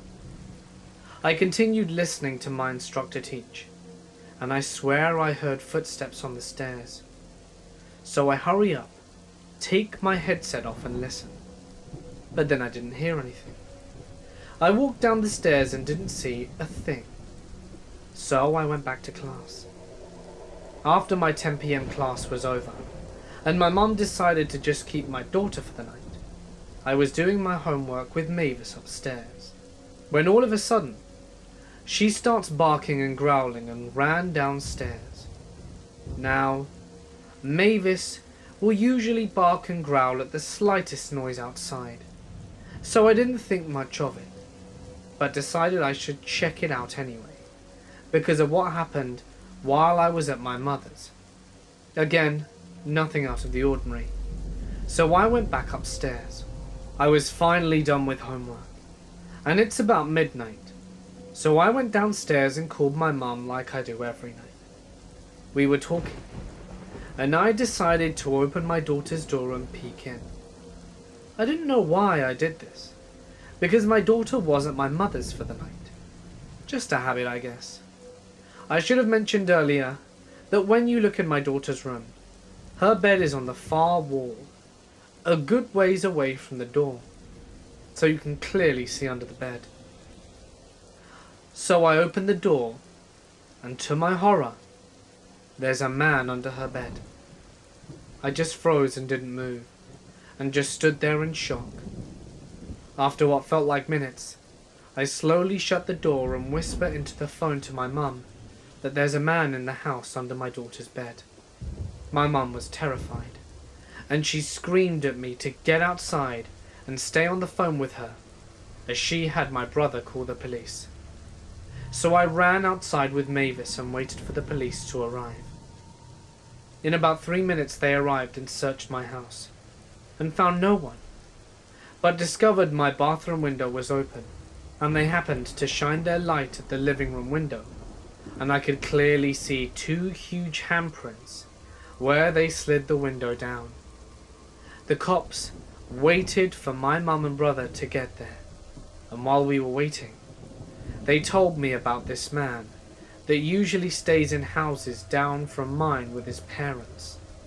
Both of his parents have a pretty bad drug habit, and this guy has been known to put women in the hospital and trying to kill them. What scares me even more is since we have bought this house, my daughter has been terrified and always told my mum she wanted to stay with her because it wasn't safe at mummy and daddy's house. I didn't think too much of it because I thought maybe it was just a new place, and you know how kids are with new places. After this whole thing happened, I stayed with my mum until my husband came home. We decided to ask our daughter about the house. What she told me absolutely terrified me. She said that at night, while her dad and I slept, monsters came to her window and tried to get in. She says it's a boy monster and a girl. The next day we installed alarms on all the windows and security lights. I can't stop questioning why. Why would the man hide under my daughter's bed? Was he waiting for me to go to sleep? Was he waiting for my mom to bring my daughter back home and I put her to bed? I get sick to my stomach, thinking about what could have happened. My sister is a little than 2 years older than me. We shared a room all the way up until she was 19 and moved away for college. This is a story of when she was little. A story that she told me when I was little, and one that Mother and I still talk about to this day. My sister is now trying to convince herself that it was a bad dream, but she never did like talking about it. She was 2, or maybe 3, and she had a room to herself, with a white metal bed at the wall in the corner. I know this from a photo taken from the time. They had only lived in the house for 2 months, when she started crying in the middle of the night. My parents would rush in to calm her down. She would speak of how there was a monster under her bed. Typical kid stuff. My dad would tell her it was just a dream. But my mother, who lived her whole life with strange and unexplainable things happening to her, it continued to happen. Each time my sister would give more details about the monster. She said it had pee-pee eyes and poo-poo under its nails, she would say, and that it smells really bad. Mother kept hoping that it was nothing more but a childish nightmare, and that it would pass. But when my sister started calling it by name, my mother became worried. Her name is Daishi. My mother also owned a black cat, and every time my sister would scream, my mother would open the door, and in would run the cat, straight under the bed. Mother recalls hearing the cat dash around under the bed as if it were chasing something. Dashi hates black cats, my sister told her. The cat would even stand guard while my sister slept, and I have read that black cats ward off evil spirits and demons. From what my sister would tell me, in the night, Daishi would talk to her. It would keep my sister up all night, just talking, always trying to get my sister under the bed. She had a harsh, low voice, and my sister would know when she was there, by the smell. She would look over the side of her bed and see an arm gesturing at her to come. I asked her how she knew what its eyes looked like, and she explained that at one point, Daishi tricked her. She had gone to her room, and our elder half-sister was sitting on her bed. You see, our elder half-sister lived in Hawaii, but she would visit sometimes. My sister was surprised and happy to see her, and they started playing tag. At some point, my elder sister goes under the bed and asks my sister to join her. "It's okay. Let's play under here." Of course, she would trust her sister. So she goes under the bed, and her sister starts tickling her. But then it turns into playful scratching, and her face starts changing. I remember seeing the face, but I can't remember the details. Just the bright yellow eyes and the dirty long nails. "I don't know what happened after that," said my sister.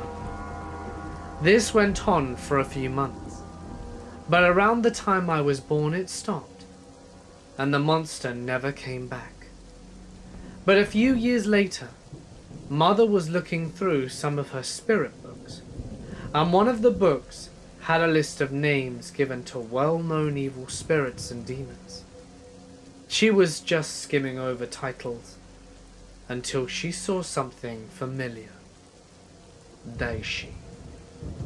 Mother said she froze, staring at the name, double-checking just to make sure she was reading it right. She flipped to the section that described the demon, and it said something like, "Daishi, a demon spirit that appears before children. It smells of rotting flesh, has bright yellow eyes, and an unknown body shape." I remember Mother coming to get us and showing us the page, but since then the book has vanished, and my mother has no idea what happened to it. And I know it was real, because I remember reading it. We still live in the house. My sister and I slept in that room for years. Even as I recount this, my bed is in the same corner, against the same wall that my sister's bed was. I sometimes wonder why it left when I was born. But then again, some weird things happened to me throughout my childhood, but none as scary as the demon under her bed. So my girlfriend and I got a motel for 2 nights. It was not the best motel, and not on the best side of town, but it was cheap, so it worked for us. I was 20 and she was 19 at the time. Anyway, the first night went fine. However, the second night, things started to get strange. At about midnight, there was a banger on our door. I looked out the peephole to see a scraggly-looking short man in white jeans standing outside the door, with jeans and no shirt. My first thought was that this guy was probably on drugs or something, and was probably banging on everyone's door for whatever reason. Whatever. I'm tired, and it's time to go to sleep. Then at about 2 a.m, as my girlfriend and I are starting to sleep, I think I hear the man say something outside.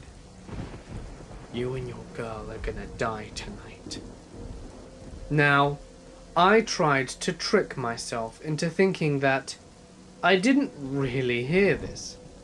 I mean, why would some random stranger say this? How did he even know I had a girl in the room? Had he been watching us earlier? All these thoughts are going through my head as my girlfriend is asleep. Her name is Jane, and I don't want to disturb her at this point, and I'm feeling pretty nervous, so I nudge her awake. I say quietly, "I think the guy is still outside."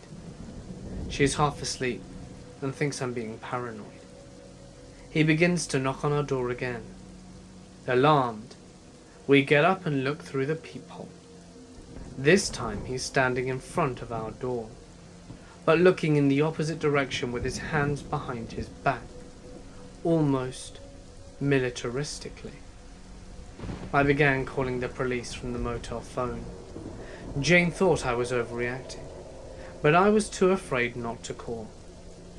I told the police about the man, and they said that they would send somebody out.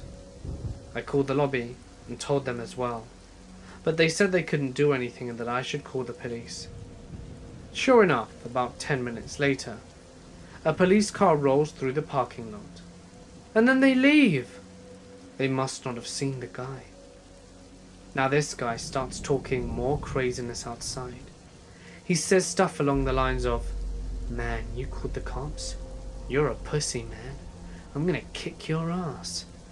But then he stopped shortly after, as we didn't hear anything from him for about 10 to 15 minutes. Then again outside I hear him say, "You and your girl are gonna die tonight." Jane heard him this time as well, and she was instantly on my level of terrifiedness, and she hadn't heard before, as she was previously saying I was paranoid and hearing things. She insisted we call the police, and this time I let her talk to them.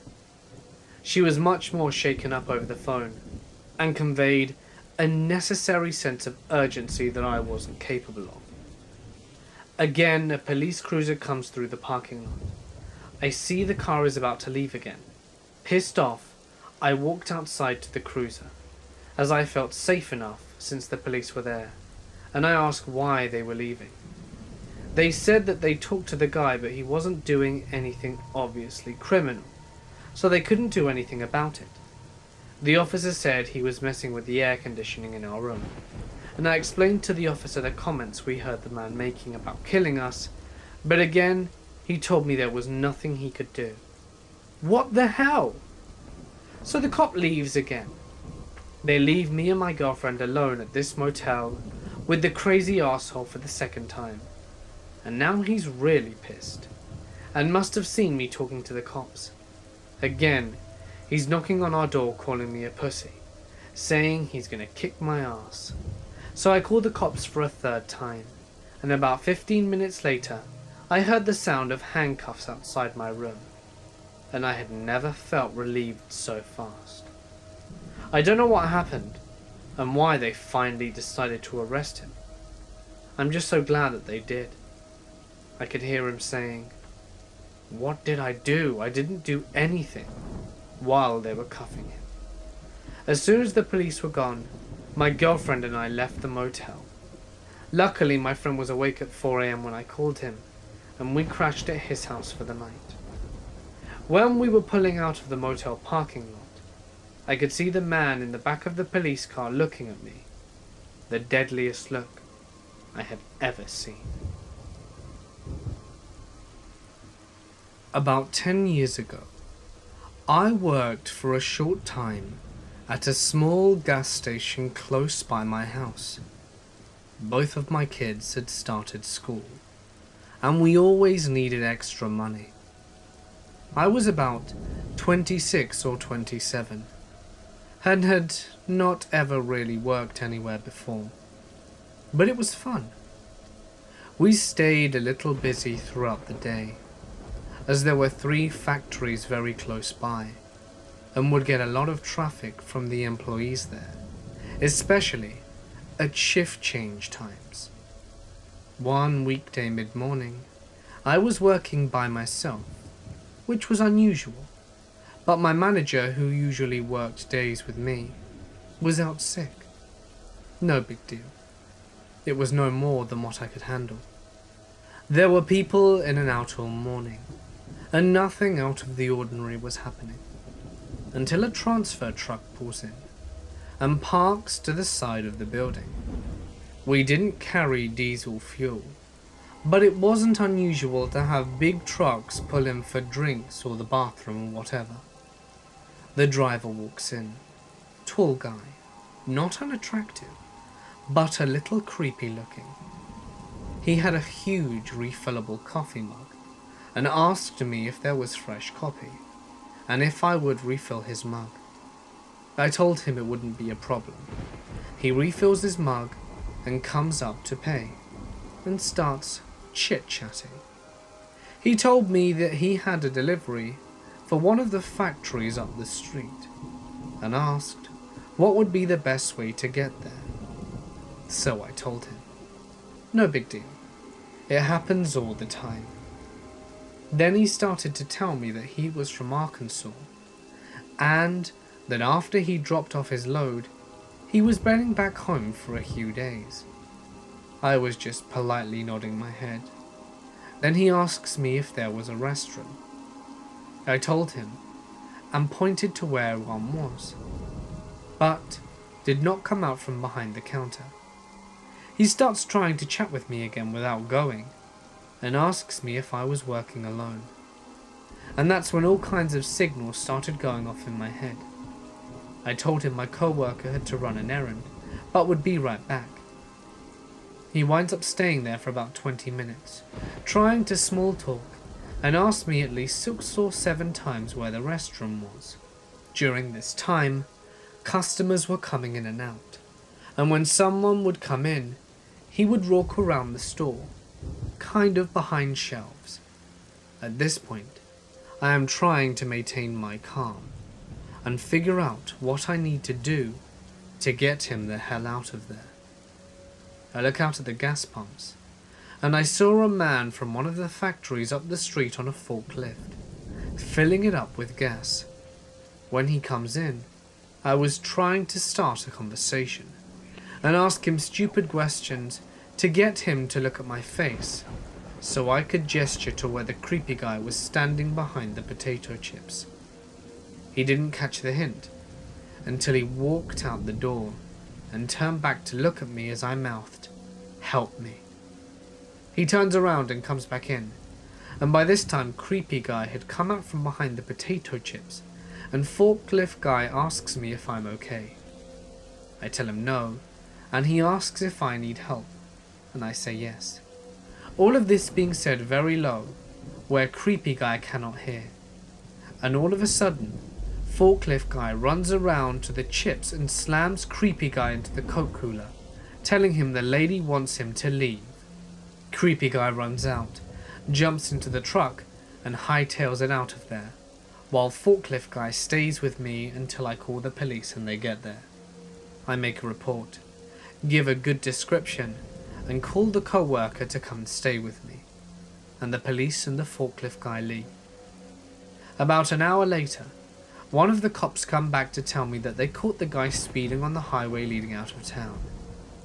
He not only had an empty trailer on the back of his truck, he had not been to drop off his load, and he didn't leave in that direction.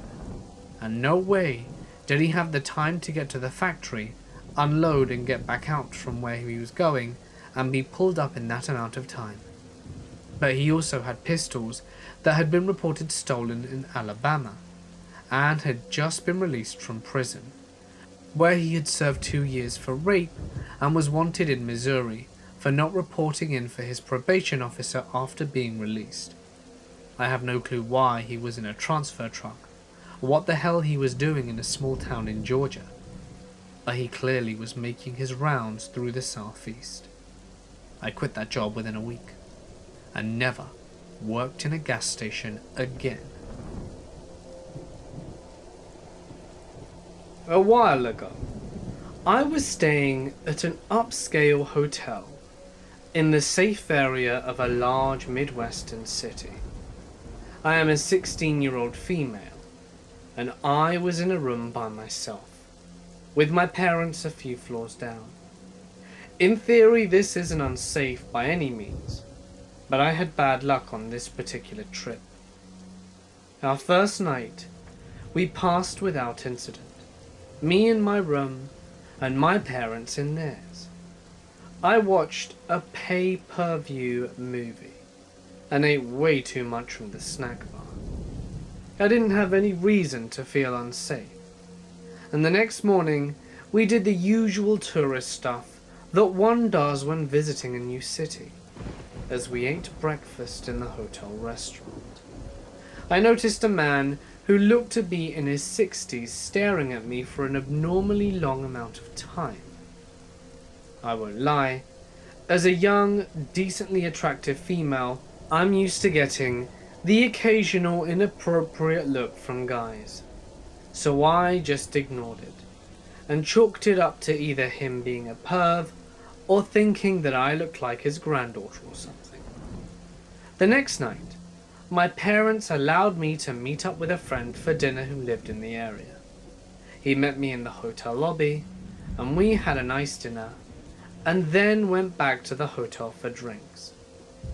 Coincidentally, the same man who had been eyeing me earlier was at the bar.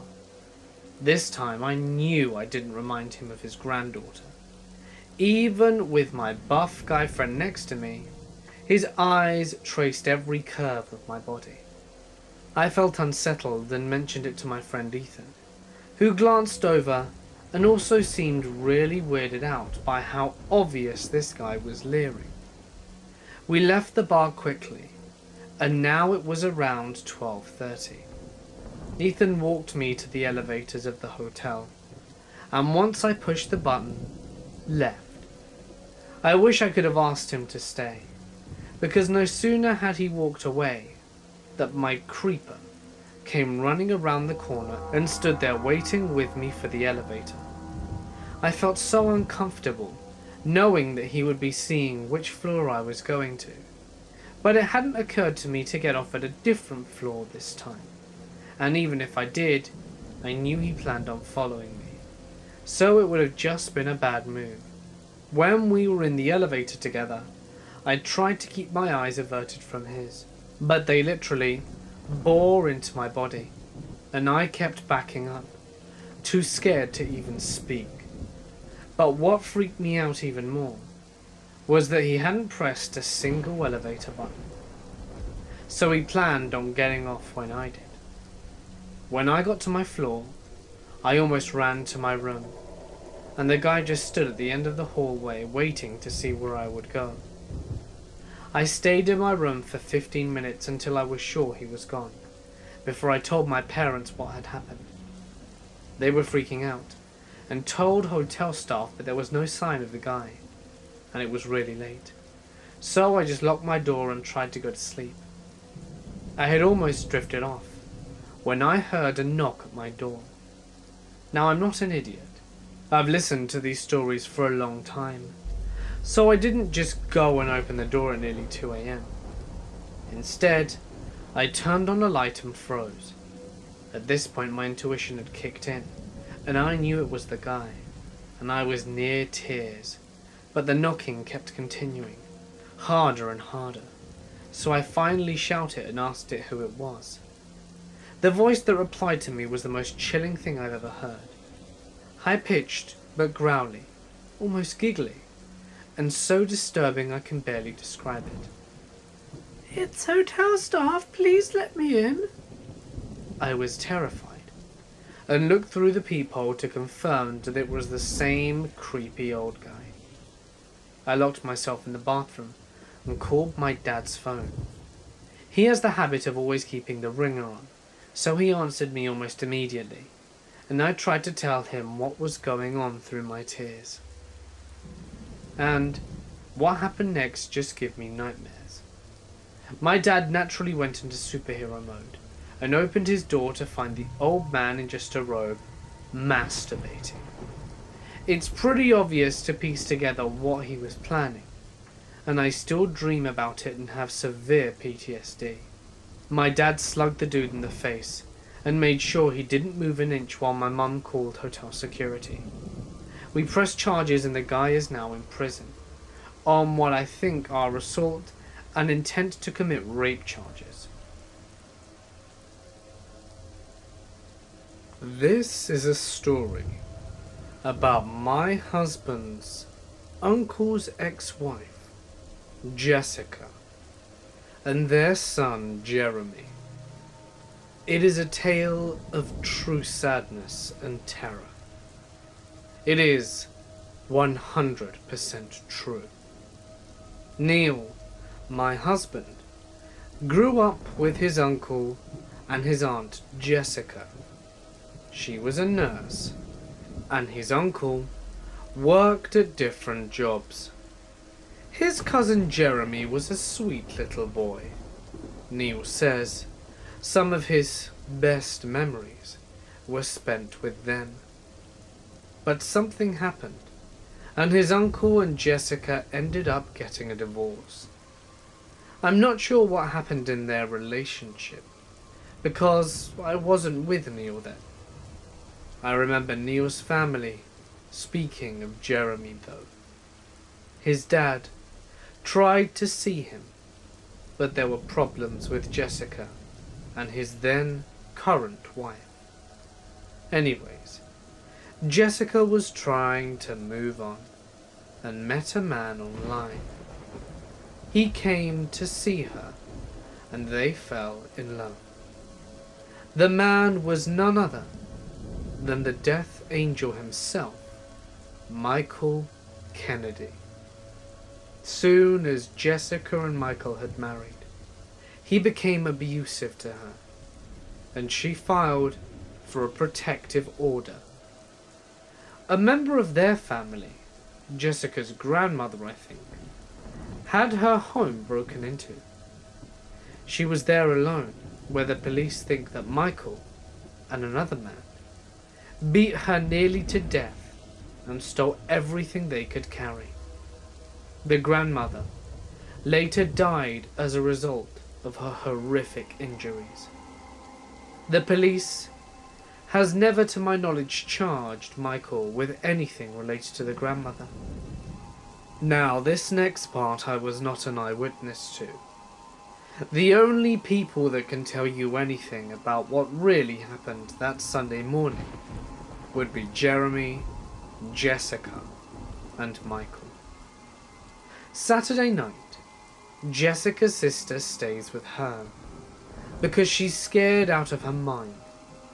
But Sunday morning, she leaves and goes home to her family. All's well when she departed the home. Michael then proceeds to break into Jessica and Jeremy's trailer. He starts with Jessica first. He beats her and shoots her. Jeremy runs into another room and grabs a gun and returns opening fire on Michael. It does no good. He gets Jeremy and shoots him also. One shot went into his eye. He was 16. After all this, Michael again steals some of their property. They were found by her sister returning home. Jeremy's body was at the door, and Jessica was a few feet away. She calls 911, and when they get there, they discover that Jessica isn't dead. They rush her to the hospital, while they pronounce Jeremy dead. He tried defending his mother. He was a good kid with hopes and dreams. But it all evaporated into nothing. Jessica pulled through and fought for her life until she passed away on May 25th. She slipped away to reunite with her baby boy. I'll never forget that day, because that was my birthday. That morning at 3 a.m, my back door that was locked and had an alarm on it swung open, completely opening, setting off the alarm. Michael had been caught and charged with 2 counts of first-degree murder and is currently in jail in protective custody. I didn't tell this story as disrespect to the family or to take credit for anything. I just want this tale to be told as both a warning to men and women. Please, be careful who you meet and date, especially when you find them online. Jessica would have never dated this man knowing what would happen. She just wanted love in her life. But love can blind even the noblest of souls. So please, think twice about everything and everyone. When I was about 14, I lived in a small town. My dad was there on temporary assignment. It was the summer of my 8th grade year, and we were about to move back to the city. I had a friend, Lawrence, who I met at the local middle school. Since my family was leaving in a couple of weeks, she let me stay the night over at Lawrence's house. Lawrence was a cool guy, but always acted tougher than he really was. That morning, Lawrence tells me that he found a cave in the woods, about 2 miles away. He said we should go exploring, and in my naive 14-year-old mind, I thought this was a great idea. I mean, what is the worst that can happen? And it's important to note that my friend had not been inside the cave yet. So we go to the location. It's pretty far in the woods and very hidden. When we walk in, we discover that other people had been there before. We see beer bottles, potato chip bags, and other convenience store junk. Then, a little further in the cave, we stumble on this area. This is where my note meter just started jumping. The area had a putrid smell and was lined with garbage. I saw a few needles, and at the time I didn't know why they were there. A grocery bag that seemed to be their portable outhouse, and a makeshift bed. Someone was living there. I know there are homeless people in the area, but I am on high alert at this point. I saw some other stuff that I later came to realize were sex toys, a ball gag, rope, anal beads, among other things. I'm getting nervous at this point. We are potentially in a crazy homeless person's den. Then the next thing I found was beyond creepy. It looked like a photo album. I picked up the album with one hand and held my flashlight with the other, trembling. The first thing I saw were vintage photos of a prison. However, then I saw a picture of a pile of bodies. I immediately recognized that this was the Holocaust, because one of them was a man wearing a star on his uniform. The whole page looked like graphic concentration camp photos. When I tried flipping the page, I noticed 2 of them were stuck together. Then I saw some gooey substance. It took a second to register what I was seeing, keeping in mind I was only 14 at the time. Then it hit me like a sack of bricks. This man was pleasuring himself to these pictures. I froze in sheer terror, because I could never imagine anyone being that screwed up. It is hard to describe the other feelings I had, but it is a feeling you get when you've experienced evil in its purest form. At this point, my note meter jumped from 9 to about 20.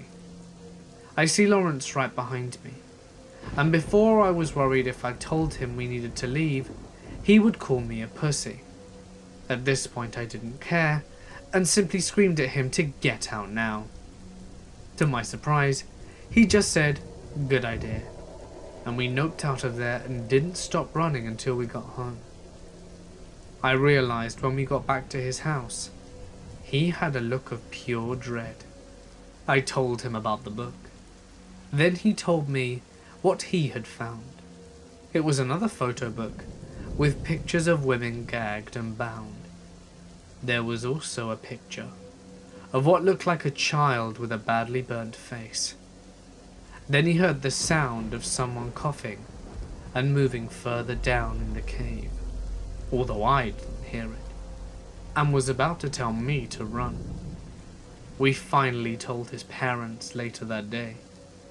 The police were called, but the only thing they found was trash, and naturally, nothing ever came of it.